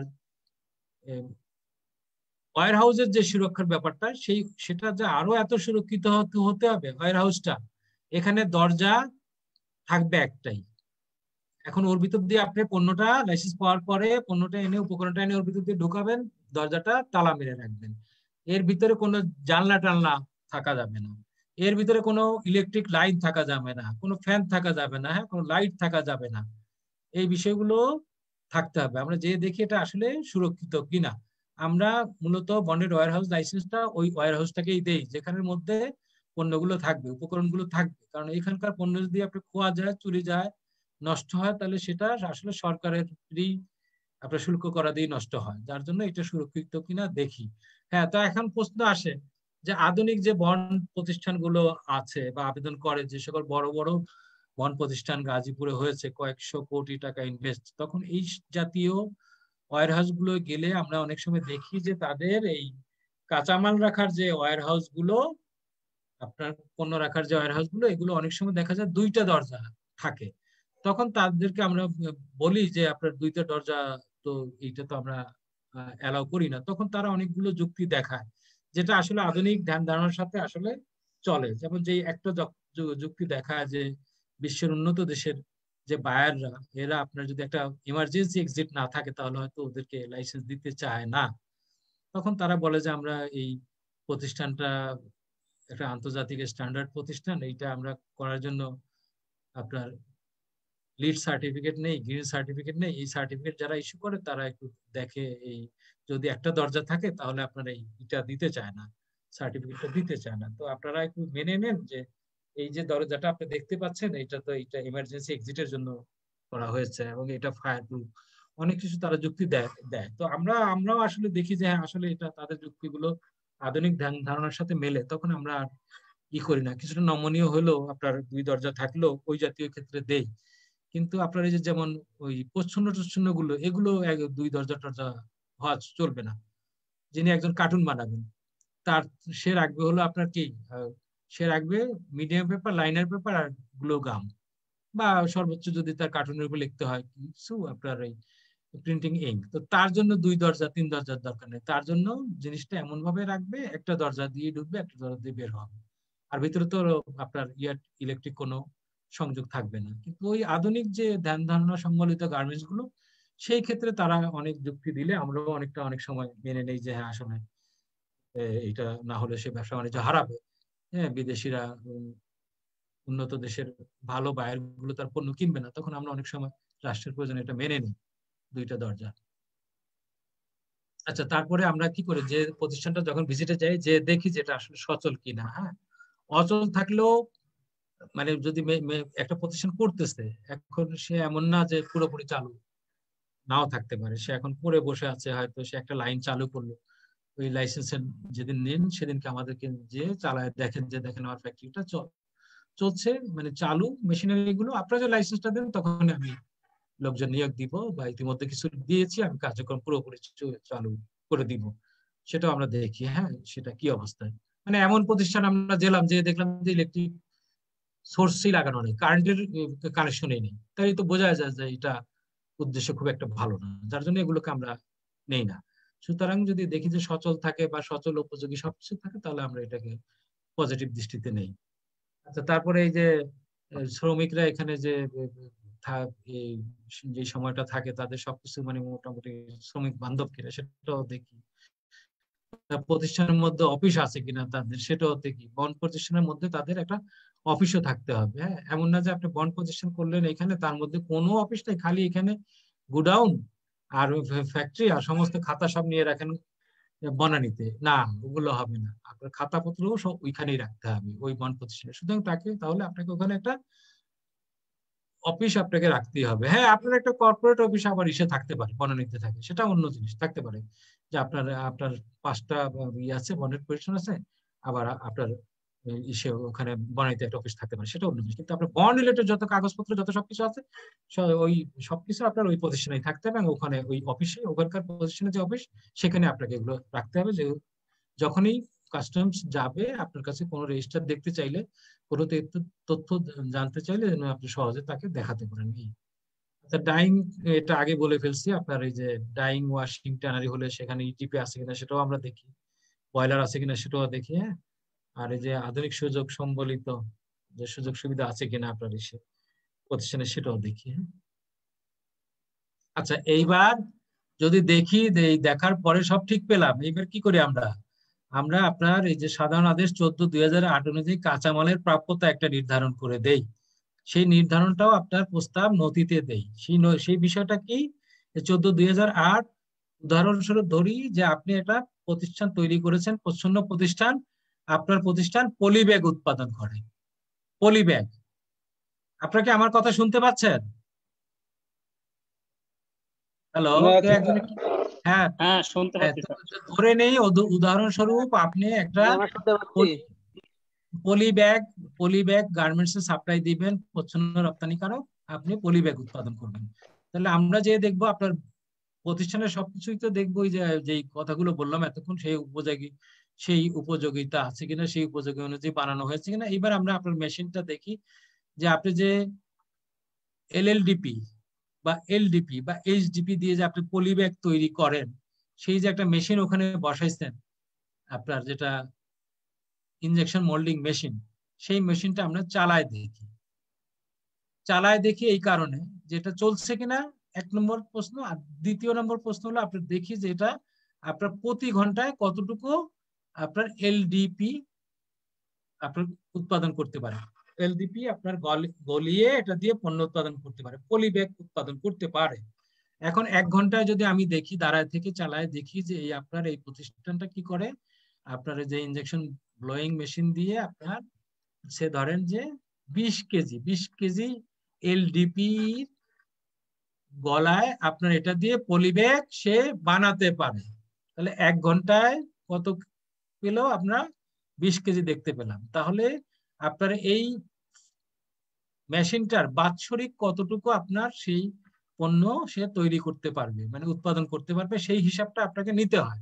এই হিসাবটা নিয়েই পরবর্তীতে আপনাকে আমরা একটা আমদানি প্রাপ্যতা দেই। এই জন্য আমরা এটা যাচাই করে দেখি। আপনাকে উদাহরণ দিয়ে বললাম যে তাহলে আমি ওই মেশিনটা দেখবো চালায়ে সে 1 ঘন্টার মধ্যে কতটুকু পলি ব্যাগ, সরি পলি দানা বা পলি চিপস বা এলডিপি, এইচডিপি বা পিপি চিপস, এগুলো সবগুলোই কাছাকাছি এইচএস কোডের পণ্য, খালি ডেনসিটি ব্যাস কম, একটু বেশি একটু কম। এই এখন আপনি যে আবেদন করেছেন, আপনার যে মেশিনটা সেটা যেই পণ্যটা তৈরি করে সেই উপকরণটা দিলেন, প্রতি ঘন্টায় আমি ধরে নিই যে আপনার এই মেশিনটা দিয়ে 20 কেজি এলডিপি দিয়ে আপনার পলি ব্যাগ শীট উৎপাদন করে। তাহলে আমি বললাম 1 ঘন্টায় 20 কেজি। এইবার পুরো দিন নিব না, আমি নিব ওই 14/2008 আছে এখানে, নিতে হবে আমাকে 20 ঘন্টা। 20 ঘন্টা, তাহলে 20 ঘন্টায় কতটুকু করতে পারবে? 20 × 20 400 কেজি বোধ হয়। এইবার একদিনে যদি 400 কেজি হয় তাহলে বছরে কত? বছরে হবে, বছরে নিব 300 দিন, তাহলে 120 টনের মতো হয়। আপনারা হিসাব করে দেখেন, এরকমই জমবে হয়তো।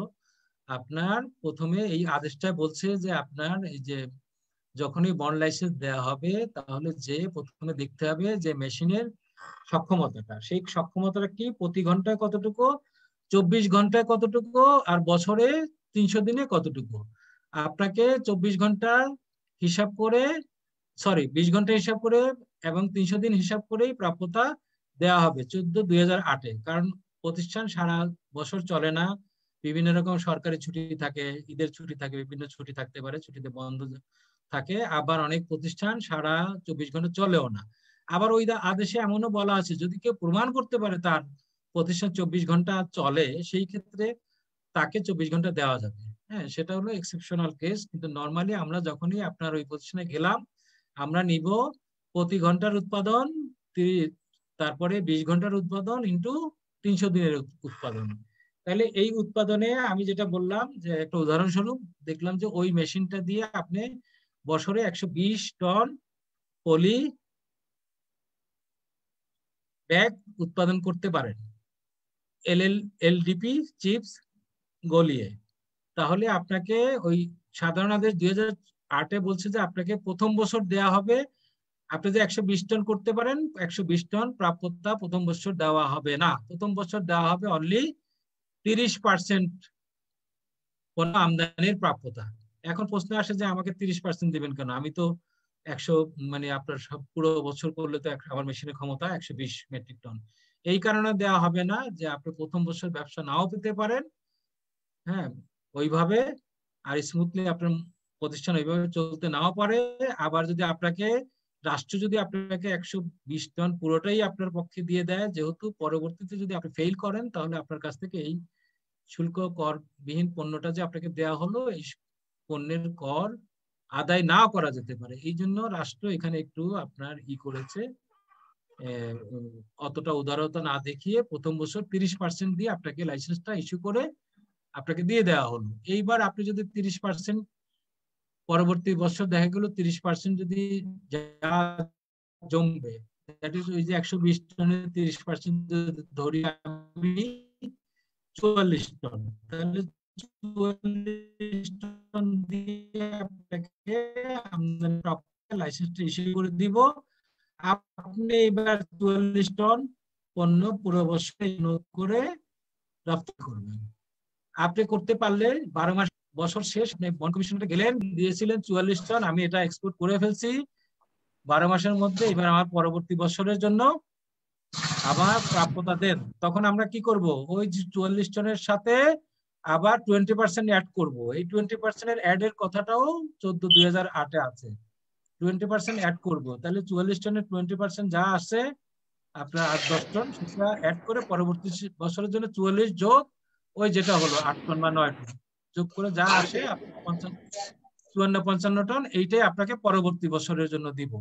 এখন প্রশ্ন আসতে পারে আপনাকে 30% দিয়েছি 1 বছরের জন্য, আপনি বললেন যে আমি তো খুব ভালো কাজ, প্রথম বছরেই বেশ ভালো কাজ পেয়েছি, অর্ডার পেয়েছি। আপনি দেখেন আমি আপনার এই 44 টন আমি 9 মাসে শেষ করে ফেলছি, এক্সপোর্ট করে ফেলেছি, ভালো কথা, কোনো সমস্যা নাই।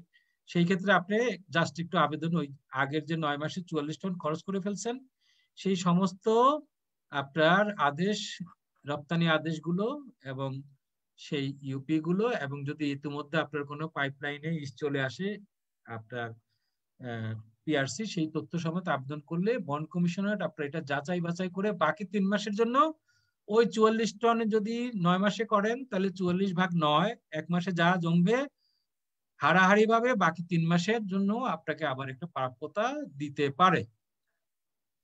যেভাবেই হোক আপনাকে যেই প্রাপ্যতা দেওয়া হয়েছে, আপনি মোদ্দা কথা এটা 12 মাসের মধ্যে এক্সপোর্ট করবেন।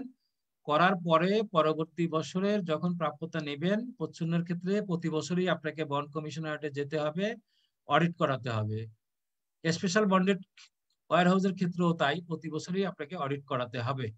তো এখন প্রশ্ন আসলো, প্রচ্ছন্নের ক্ষেত্রে যখনই আপনি অডিট করাতে আসবেন তাহলে আগের বছরের হিসাব নিকাশ গুলো দেখা হবে। দেখার পরে যদি দেখা যায় যে হ্যাঁ আপনি ওই 44 টনে এক্সপোর্ট করে ফেলছেন তাহলে 20% প্লাস করবো, 20% প্লাস করে পরবর্তী বছরের হিসাব আপনাকে বা প্রাপ্যতা দেওয়া হবে।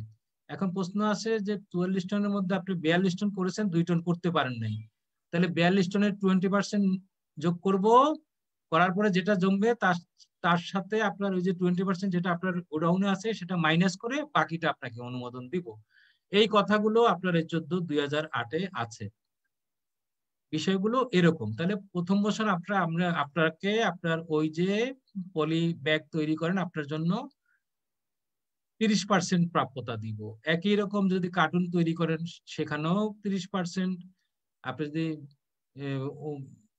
নেক বোর্ড ব্যাক বোর্ড তৈরি করেন আপনার ডুপ্লেক্স বোর্ড দিয়ে সেই ক্ষেত্রেও 30%।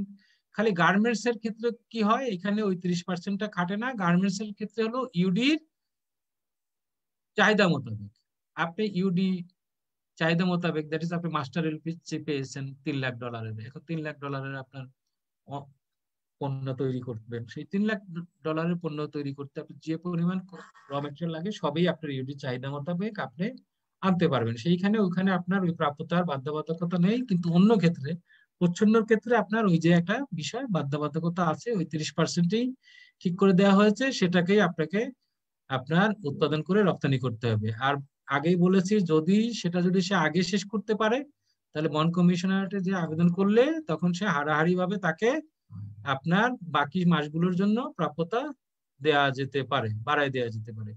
একই রকম আপনাকে আমি প্রথম বছর হিসাবে 30% ধরে প্রাপ্যতা দিয়েছি অনলি 44 টন। এখন দেখা গেল যে আপনি অনেক কাজ করতে পারেন, আপনি নিজেকে নিজে ভাবছেন আপনার ভালো সক্ষমতা আছে, আপনি মনে করলেন যে আপনার আসলে 44 টনে হবে না, আপনার 60 টন দরকার।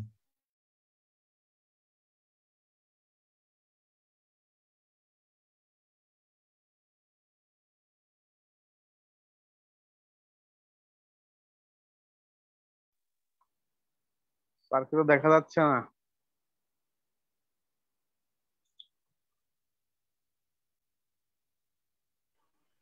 স্যার কি স্ক্রিন আউট হয়ে গেছে স্যার? আর একটু লাইনে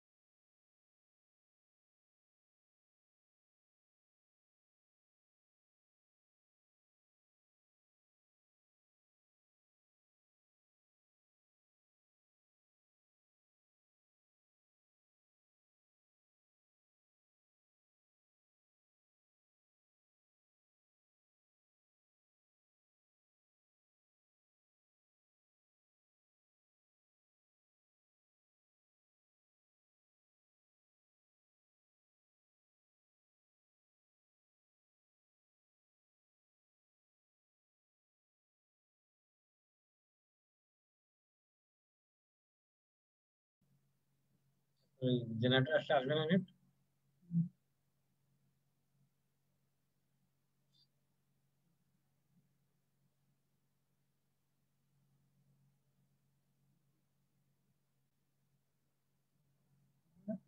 হ্যাঁ হ্যাঁ, শুনতে পাচ্ছেন সবাই? একটু কনফার্ম করেন, আমাদের এখানে ইলেকট্রিসিটি নাই। স্যার শুনতে পাচ্ছি না স্যার, শুনতে পাচ্ছি না স্যার ক্লিয়ার। আপনাকে অবশ্য আমি শুনতে পাচ্ছি, আপনাকে আমি শুনতে পাচ্ছি। এখন তো এবার শুনতে পাচ্ছেন কিনা? জি আপনাকে শোনা। হ্যাঁ স্যার শুনতে পাচ্ছি, এখন শুনতে পাচ্ছি। আচ্ছা আচ্ছা, তো যেখানে শেষ করেছিলাম, ওই যে 44 টন আপনাকে 30% দিয়ে আপনাকে লাইসেন্স দিয়েছিলাম। এখন এই মুহূর্তে আপনি মনে করছেন যে আপনার 30%, আপনি মনে করছেন যে আপনার আরো সক্ষমতা আছে, আপনি আরো 10 টন পণ্য বা 12 টন পণ্য বেশি আনতে চান, হ্যাঁ সেই ক্ষেত্রেও আপনি আনতে পারবেন। সেই ক্ষেত্রে আপনি কি করতে হবে, বন্ড কমিশনের যে আবেদন করতে হবে, তখন বন্ড কমিশনার আপনাকে ওই 12 টন পণ্যের জন্য ব্যাংক গ্যারান্টি দিয়ে খালাস করা একটা অনুমোদন দিতে পারে।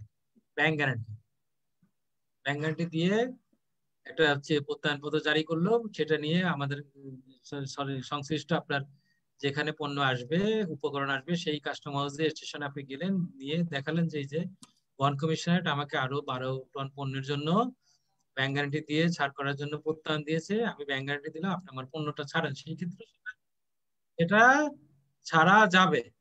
এই সবগুলো কথাই আপনার এই 14/2008 এই যে সাধারণ আদেশ সেখানে বলা আছে।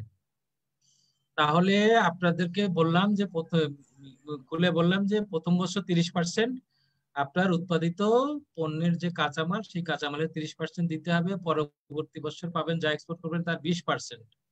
আর প্রথম বছর যে 30%-এর বেশি দেওয়া যাবে না।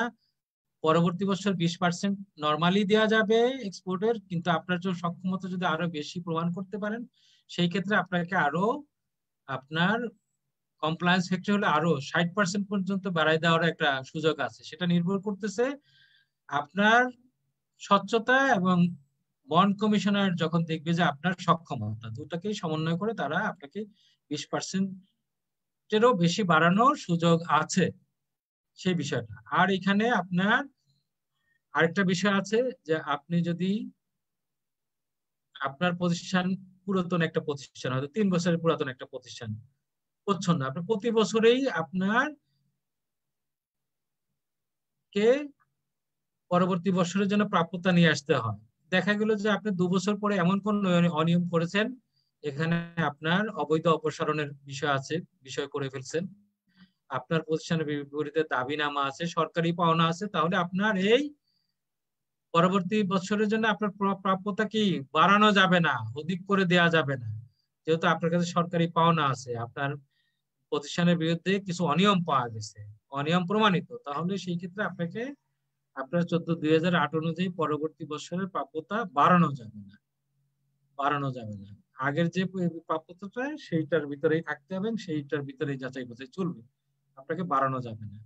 এইটাই এখানে আরেকটা বিষয় জড়িত, গুরুত্বপূর্ণ বিষয়, সেটা হলো আপনি সারা বছরে আপনাকে যে 44 টন দেওয়া হয়েছে, এই 44 টনের আপনি কতটুকু আমদানি করবেন? আপনি আমদানি করবেন এক সময়ে এই 44 টনের আবার 3/1 যা হয়, 3/1 3 ভাগে কত হলো? 3 ভাগে হলো 3×15 টনের মতো। আপনি একসাথে 15 টন পণ্য এক সময়ে আমদানি করতে পারবেন। মানে একই সাথে আপনি 44 টন যে 30% দিয়েছি, পুরো বছরের 44 টন একসাথে আমদানি করতে পারবেন না। আপনি ওই 14/2008 বলা আছে যে 1/3 আনতে হবে, তাহলে 15 টন আনতে হবে। আবার বলছে আপনার যে ওয়্যার হাউসের ক্যাপাসিটি, তার ক্যাপাসিটি এবং আপনার যে 1/3 এর মধ্যে যেটি কম, এইটা একটু আপনাদের কাছে এখন প্যাচ মনে হচ্ছে, আমি একটু খোলাসা করে বলি তাহলে বুঝতে পারবেন।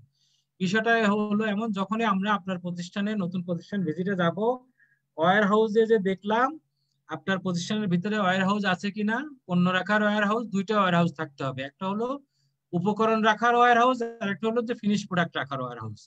তো আমরা যেটা পণ্য রাখার ওয়্যার হাউস, সেটা ঢুকে প্রথমে তো সুরক্ষার বিষয়টা দেখি, তারপর কি করি, এটার মাপজোক নেই, মাপজোক দৈর্ঘ্য কত, প্রস্থ কত, উচ্চতা কত। এই উচ্চতা মানে একটা স্ট্যান্ডার্ড সাইজ, যতটুকু আপনি পণ্য রাখতে পারবেন। আপনি দৈর্ঘ্য প্রস্থ পেলাম এবং উচ্চতা দিয়ে রাখলেন, আপনি দেখা গেল 40 ফুট উপরে ঢেউটিন লাগিয়েছেন।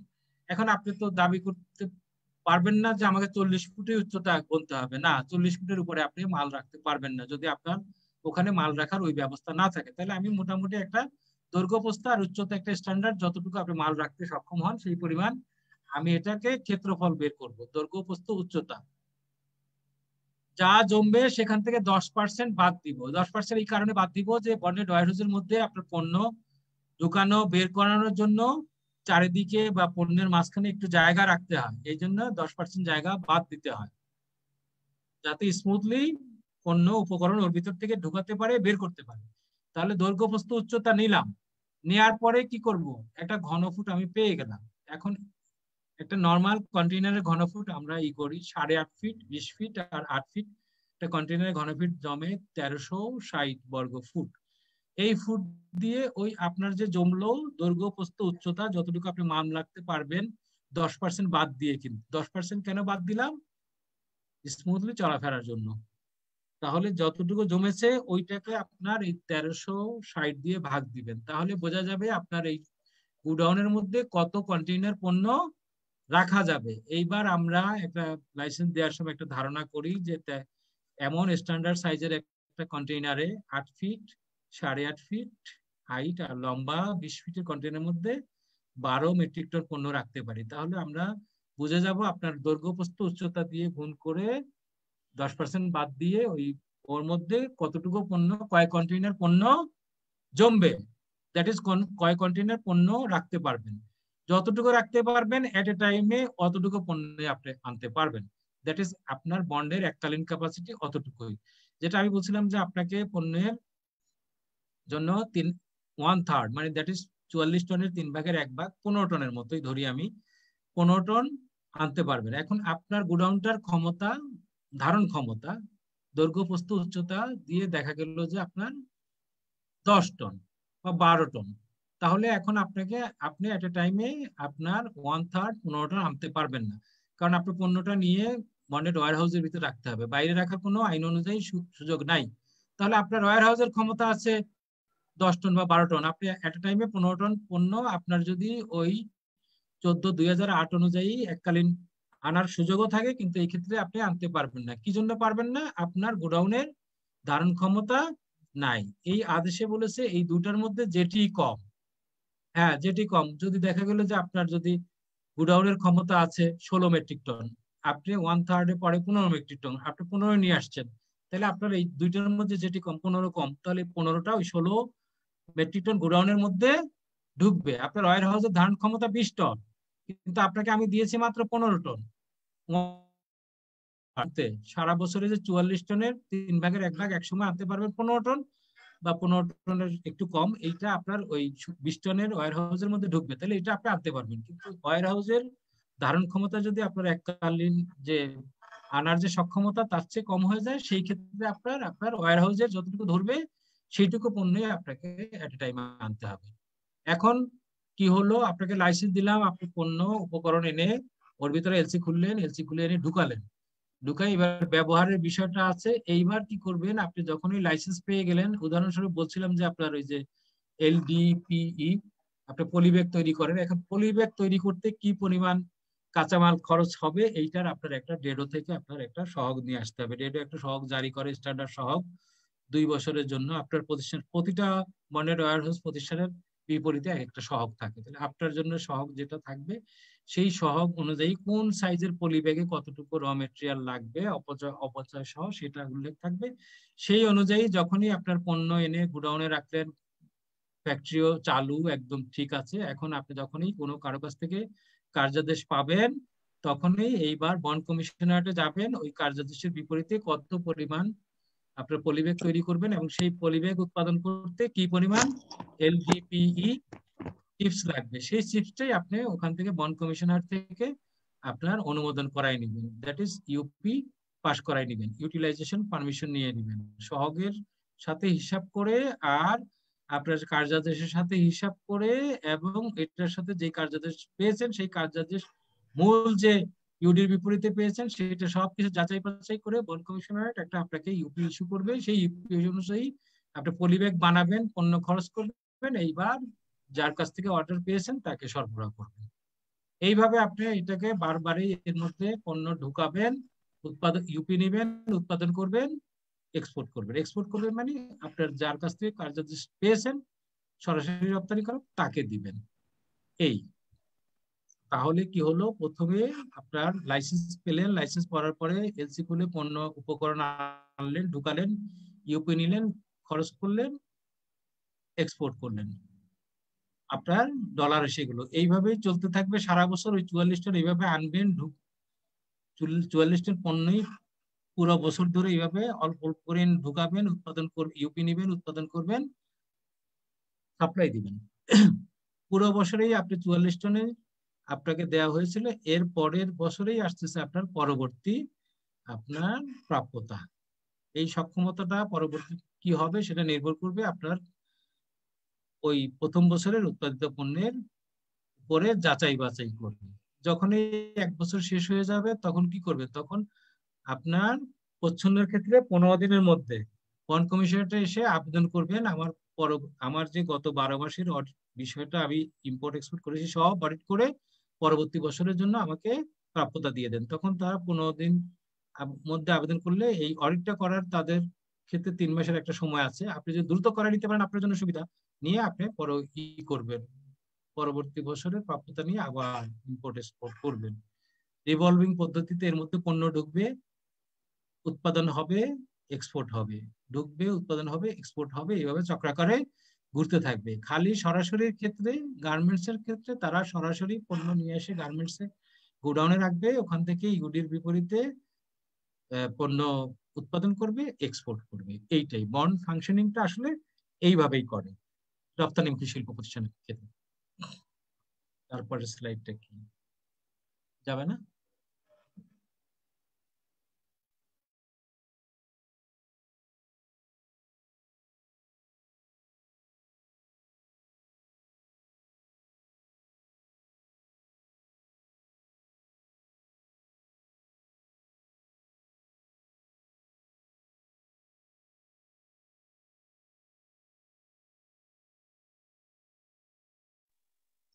আর কথা শোনা যাচ্ছে না।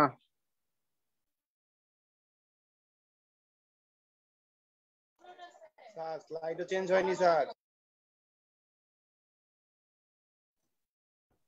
স্যার মনে হচ্ছে লাইনে নাই, একটু অপেক্ষা করেন ভাই, একটু অপেক্ষা করেন।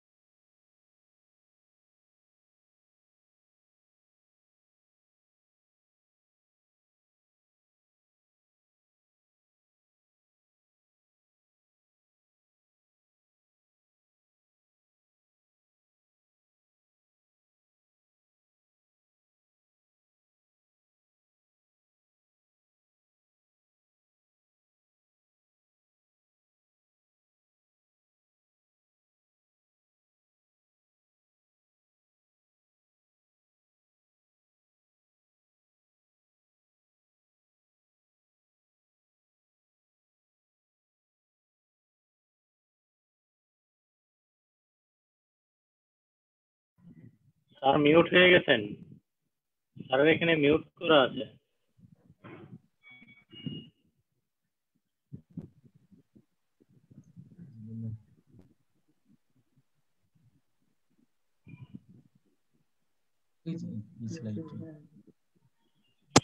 হ্যাঁ, তাহলে অনেকক্ষণ শুনতে পাননি, আবার বলি। মূল লাইসেন্সটার মানে যেভাবেই নেক, আপনি সরাসরি নেন আর প্রচ্ছন্ন নেন, বিষয়টা কি, লাইসেন্স পাবেন, পণ্য ইম্পোর্ট করবেন, পণ্য উৎপাদন করবেন, এক্সপোর্ট করবেন, বৈদেশিক মুদ্রা আসবে, অডিট করাবেন, পরবর্তী বছরের জন্য আপনি আবার প্রাপ্যতা পেয়ে যাবেন। এইটাই হলো আপনার কাজ। এখন আপনার বন্ড লাইসেন্স ভালোভাবে স্মুথলি চলছে, এখন আপনি দেখা গেলো যে ভালো ব্যবসা করতে পারছেন। আপনি একটা প্রতিষ্ঠান গড়লেন, 2 বছর করে দেখলেন যে আপনি এত কাজ পাচ্ছেন যে আপনার এই প্রতিষ্ঠান থেকে এখানে হয়ে ওঠে না, আপনার আরো প্রতিষ্ঠান একটু বড় করা দরকার। এখন দুই ভাবে করতে পারেন, একটা হলো এক্সটেনশন, আপনি আগে 4 তলা বিল্ডিং ছিল, এখন আপনি ওর উপর আরো 2 তলা করলেন, এই 2 তলার মধ্যে আপনি কি করলেন, তখন নতুন মেশিনারি স্থাপন করলেন, তখন ইচ্ছা করলে বন্ড কমিশনার যে এই 2 তলাও আপনার ওই মূল লাইসেন্সের অধীন সংযোজন করে ওখানকার কর্মকাণ্ড বন্ড লাইসেন্সের আওতায় নিয়ে আসতে পারবেন। আর এখন যেটা বলছি কন্টিনিউয়াস, এটা হলো 3 তলা 4 তলা ছিল 6 তলা করবে, একসাথে কি করলেন, মানে আপনার কি করলেন সংযোজন করলেন, বিষয়টা এমন না। আপনার এখানে গাজীপুরে একটা রহমান গার্মেন্টস আছে, এখন এইখানকার যে আপনার যে 6 তলা বিল্ডিংটা আছে এখানে আপনি কাজ কাম করে শেষ করতে পারেন না, এখন আপনি একই রকম কাজ কাম আপনার গাজীপুরে করতে চান এবং সাভারেও করতে চান, তাহলে এই গাজীপুর থেকে সাভার যদি 60 কিলোমিটার রেডিয়াসের মধ্যে হয় এবং সাভার এলাকাটা যদি বিজিএমই বিকেএমই এর কর্মকাণ্ড ওখানে অন্যান্য আশেপাশে প্রতিষ্ঠান থাকে, তাহলে আপনাকে বন্ড কমিশনার থেকে একটা কন্টিনিউয়াস বন্ড লাইসেন্স আপনাকে দিতে পারবে। কিসের অধীনে? ওই যে প্রথমে গাজীপুর নিয়েছিলেন রহমান গার্মেন্টস, সেই রহমান গার্মেন্টস এর নামে সাভারও একটা রহমান গার্মেন্টস খুলে আপনি একটা কন্টিনিউয়াস বন্ড লাইসেন্স নিতে পারবেন। সেখানকার জন্য আর নতুন করে একটা লাইসেন্স দেওয়া হয় না, আগের যে মূল লাইসেন্স আছে ওর সাথে একটা আলাদা সম্পূর্ণ একটা কাগজ, একটা বা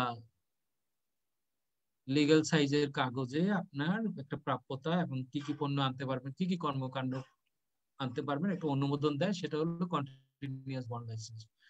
এই জাতীয় ক্ষেত্রে এখন প্রশ্ন আসে কি সবাই করতে পারবে না, মাত্র 6টা আইটেম যারা উৎপাদন করেন তারা মূল লাইসেন্সের অধীনে আরেকটা প্রতিষ্ঠান খুলে 60 মাইল রেডিয়াসের মধ্যে করতে পারবেন এই কর্মকাণ্ডগুলো। কোনগুলো? নিট, ওভেন, ডাইং ও printing, towel, linen, home textile, বুঝছেন, ওই যে বিছানার চাদরটা যারা তৈরি করেন, এরা মূল প্রতিষ্ঠানের অধীনে ইচ্ছা করলে আরেকটা কন্টিনিউয়াস বন্ড লাইসেন্স দিয়ে সমজাতীয় কর্মকাণ্ড করতে পারেন। এবং এই কর্মকাণ্ড তো ওই একই রকম হতে হবে, মূল লাইসেন্সের ওখানে যে কাজটা এখানেও সেই একই কাজটাই হতে হবে। এই জন্য আর আলাদা অন্য কোনো কাগজ লাগবে না, মূল লাইসেন্সের অধীনে আবেদন করলেই যাচাই বাছাই করে যদি নতুন জায়গায় দেখা যায় যে হ্যাঁ আপনি একটা প্রতিষ্ঠান করছেন সমজাতীয়, তাহলে ওইটাকেও ওই মূল লাইসেন্সের অধীনে আনা যেতে পারে, সেটাই হলো কন্টিনিউয়াস বন্ড লাইসেন্স। সেখানে কয়টা খাত? এই 6টা খাতের কাজ আপনি করবেন। তারপরে পরবর্তী স্লাইড না,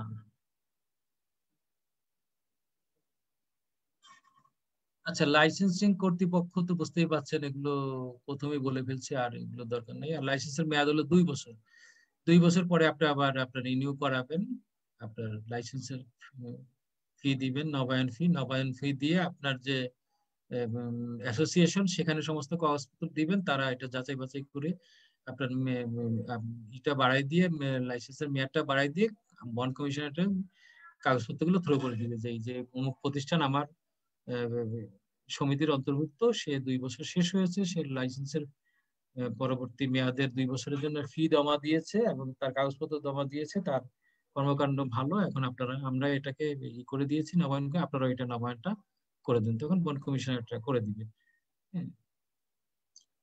আচ্ছা, লাইসেন্সের বাতিল কখন হবে? আপনাকে লাইসেন্স দিলাম ভালো কথা, কিন্তু আপনি দুনিয়ার অনিয়ম করে বসে থাকেন, অবৈধভাবে পণ্য অপসারণ করেন বন্ডেড ওয়্যার হাউস থেকে, বুঝছেন, তাহলে সেই ক্ষেত্রে আপনার লাইসেন্স আপনার বাতিল করে দেওয়া যাবে।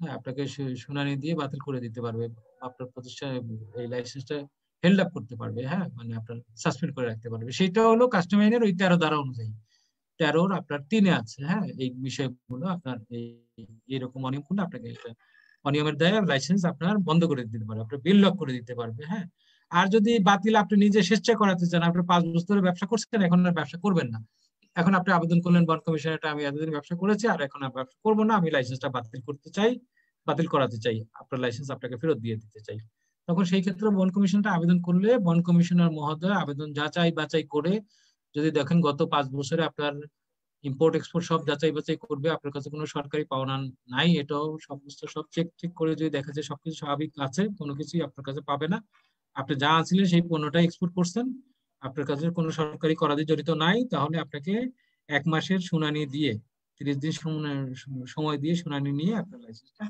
বাতিল করে দিতে পারবে। হ্যাঁ, 2 কারণেই বাতিল হতে পারে, আবেদনের প্রেক্ষিতে অথবা যদি বারবারই সবসময় আপনি অনিয়মের সাথে জড়িত থাকেন তাহলেও বাতিল করা যাবে। আর এইবার এসে স্ক্রিনে দেখতে পাচ্ছেন যে কার জন্য কত কোটি টাকার জেনারেল বন্ড দিতে হয় সেটা আমি আগে বলে ফেলছি। এটা আপনার আইনের ধারা, কাস্টম আইনের ধারা কততে আছে? 86-তে আছে। হ্যাঁ, জেনারেল বন্ড আপনাকে দিতে হবে। হ্যাঁ, যদি আপনার আইনের ধারার সাথে মিলান, জেনারেল বন্ড কত ধারা আছে? কাস্টম আইনে 86 ধারাতে আছে। আচ্ছা, এইবার যাই, এইবার স্লাইড যেটা আসছে। আচ্ছা, এইবার বন্ডিং মেয়াদ। আপনার যে বন্ড, আমি যে আপনাকে লাইসেন্স দিয়েছি, আপনি যে উপকরণ এনে রাখতেছেন সেটা যেভাবেই হোক, সরাসরি হোক আর প্রচ্ছন্ন হোক, এই উপকরণটা আপনার এই ওয়্যার হাউসে কতদিন পর্যন্ত আপনি ডিউটি ফ্রি রাখতে পারবেন, মানে শুল্ক করাতে কতদিন পর্যন্ত রাখা যাবে, কতদিনের মধ্যে আপনি এক্সপোর্ট করতে না পারলে আমরা কাস্টমস আপনার কাছে শুল্ক কর চাইবে। এটা আছে আপনার আইনের ধারা 98। আইনের ধারা বলতে এখানে কাস্টম আইন 1969-এর ধারা 98, সেকশন 98। এখানে বলা আছে এই বন্ডেড ওয়্যার হাউসে যে পণ্যগুলো থাকবে সেটা আপনার স্পেশাল বন্ডেড ওয়্যার হাউস, মানে গার্মেন্টস এর ক্ষেত্রে, নিট কারখানার ক্ষেত্রে, তারপর সোয়েটার কারখানার ক্ষেত্রে, এগুলো সব 24 মাস। সরাসরি রপ্তানিকারক তাদেরও 24 মাস। মানে যিনি সরাসরি, সবচেয়ে স্পেশাল বন্ডেড ওয়্যার হাউস এমন না, হতে পারে লেদার গুডস দিয়ে তিনি কি করেন, লেডিস ব্যাগ তৈরি করেন, পুরুষের ব্যাগ তৈরি করেন, জুতা তৈরি করেন, বাইরে এক্সপোর্ট করেন, সরাসরি দেশের মধ্যে কিছু বিক্রি করেন না, তাহলে এটাও ইনিও একজন সরাসরি রপ্তানিকারক। তার ক্ষেত্রে তিনি যে লাইসেন্স নেওয়ার পরে যে মালামাল র মেটেরিয়াল আছে তার এই গুডাউনের মধ্যে 24 মাস ডিউটি ফ্রি থাকতে পারবে। প্রচ্ছন্ন রপ্তানিকারক, ওই যে বললাম, যিনি আপনার পলিব্যাগ তৈরি করেন, তিনি যে পণ্যগুলো নিয়ে আসছিলেন সেগুলো 24 মাস রাখতে পারবেন। আপনাদেরকে আমি বলেছিলাম উদাহরণস্বরূপ যে প্রথমে আমি যেটা বলেছি যে কোনো একটা প্রতিষ্ঠানকে পলিব্যাগ তৈরি করেন, আমরা 44 টন তাকে আমি প্রাপ্যতা দিয়েছিলাম প্রথম বছরে 30% অনুযায়ী। এখন সে 44 টন না করে 43 টন করলো, 1 টন করতে পারলো না, 1 টন তার গোডাউনে থাকতে পারবে। এটা কতদিন পর্যন্ত থাকবে? আরো তো 12 মাস, মানে দ্যাট ইজ সে সর্বমোট 24 মাস পর্যন্ত রাখতে পারবে। 1 টন যে উৎপাদন করতে না পারলেই যে তার কাছ থেকে 1 টনের শুল্ক কর কাস্টমস আদায় করে নিবে তা না, সেটা আদায় করবে কখন? 24 মাস পরে, যেই দিন থেকে আপনি ইনটু বন্ড করেছেন সেই দিন থেকে 24 মাস। বিষয়টা খেয়াল রাখেন, যেই দিন থেকে আপনি ইনটু বন্ড করেছেন, লাইসেন্স পেয়েছেন সেটা না। আপনি লাইসেন্স পেয়েছেন জানুয়ারি মাসে, আপনি পণ্যটা ইনটু বন্ড করছেন আপনার নভেম্বর মাসে, তাইলে নভেম্বর মাস থেকে আপনার ওই পণ্যের বন্ডে থাকার মেয়াদ থাকবে 24 মাস। 24 মাস পরে যদি আপনি এক্সপোর্ট করতে না পারেন তাহলে আমরা ওটা দাবিনামা করব। কাস্টমস আপনার এই পণ্যের উপর দাবিনামা জারি করে আপনার শুল্ক কর আদায় করে নেবে। তাহলে হোম কনজাম্পশন বন্ড যেগুলো আছে তার ক্ষেত্রে 6 মাস। আমি আগেই বলেছি যে সে ধরেন একটা ডেউটিন কারখানা, হোম কনজাম্পশন বন্ড লাইসেন্স আছে, বা ধরে নেন একটা চিনি শিল্প প্রতিষ্ঠান, তিনি আপনার র সুগার ইম্পোর্ট করে আপনার চিনিটা প্রথমে ইনটু বন্ড করে, পরে এক্স বন্ড করে আপনার শুল্ক কর পরিশোধ করে এই পণ্যটা উৎপাদন করে দেশের অভ্যন্তরে বিক্রি করে। তাহলে সেই ক্ষেত্রে এই পণ্যের ক্ষেত্রে, র সুগারের ক্ষেত্রে 6 মাস। হ্যাঁ, খেয়াল রাখেন, দ্রুত বলতে হবে। আচ্ছা, এর ক্ষেত্রে হলো যে 6 মাস।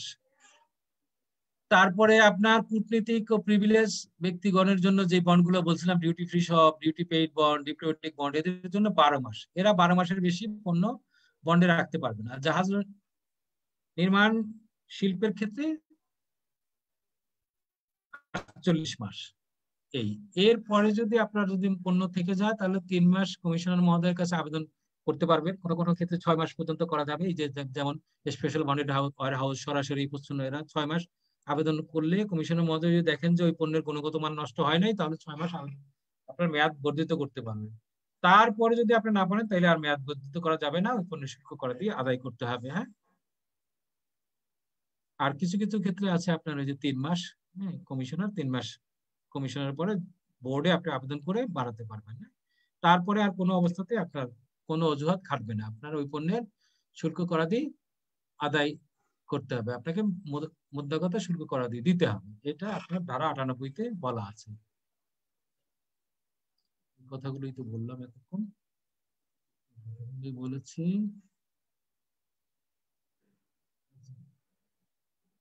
আচ্ছা, ইপিজেড এর ক্ষেত্রে আমি আগে বলে ফেলছি, ইপিজেড এর ক্ষেত্রে আপনার বন্ড রেজিস্ট্রেশন আমরা দেই একই রকম। আপনার কোথায় দেই? বেজাতে, বাংলাদেশ ইকোনমিক জোনেও দেই, প্লাস একই রকম আপনার হাইটেক পার্কি, তাদের ক্ষেত্রে আপনার এই যে বন্ড রেজিস্ট্রেশন দেই, সেই ক্ষেত্রে তারা বন্ড রেজিস্ট্রেশন নেওয়ার জন্য বন্ড কমিশনটা আবেদন করে। আবেদন করার পরে তাদের কাগজপত্র যাচাই বাছাই করে আপনার প্রথমে তাদেরকে একটা প্রভিশনাল বন্ড রেজিস্ট্রেশন দেই।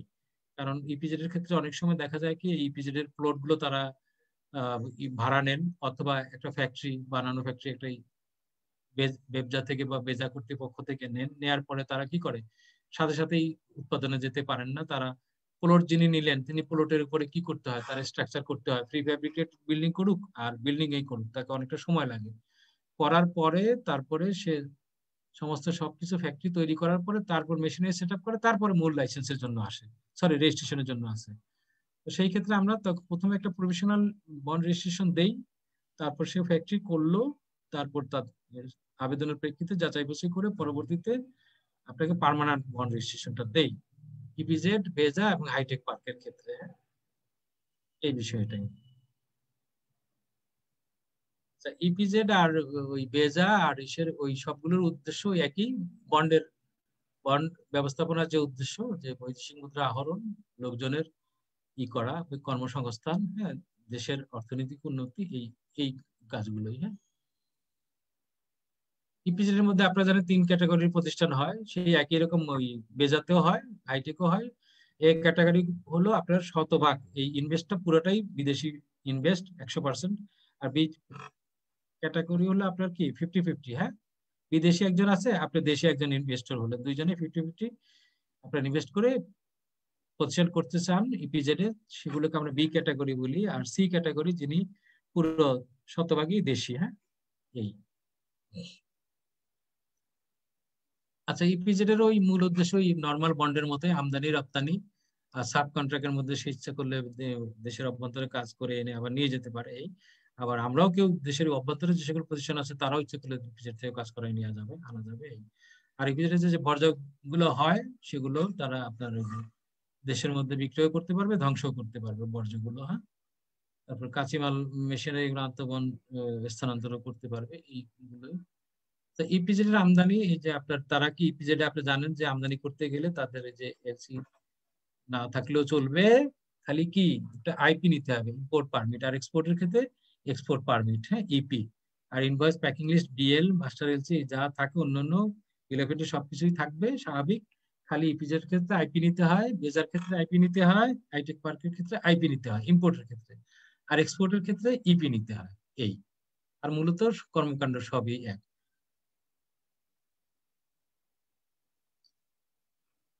আচ্ছা, এইবার বন্ডে যে পণ্যগুলো ঢুকালেন আপনি আনলেন, এইটা কি করতে হবে আপনাকে কাস্টম আইনের ধারা 115 অনুযায়ী বন্ড রেজিস্ট্রেশন, সরি একটা বন্ড রেজিস্টার রাখতে হয় পণ্যের ক্ষেত্রে।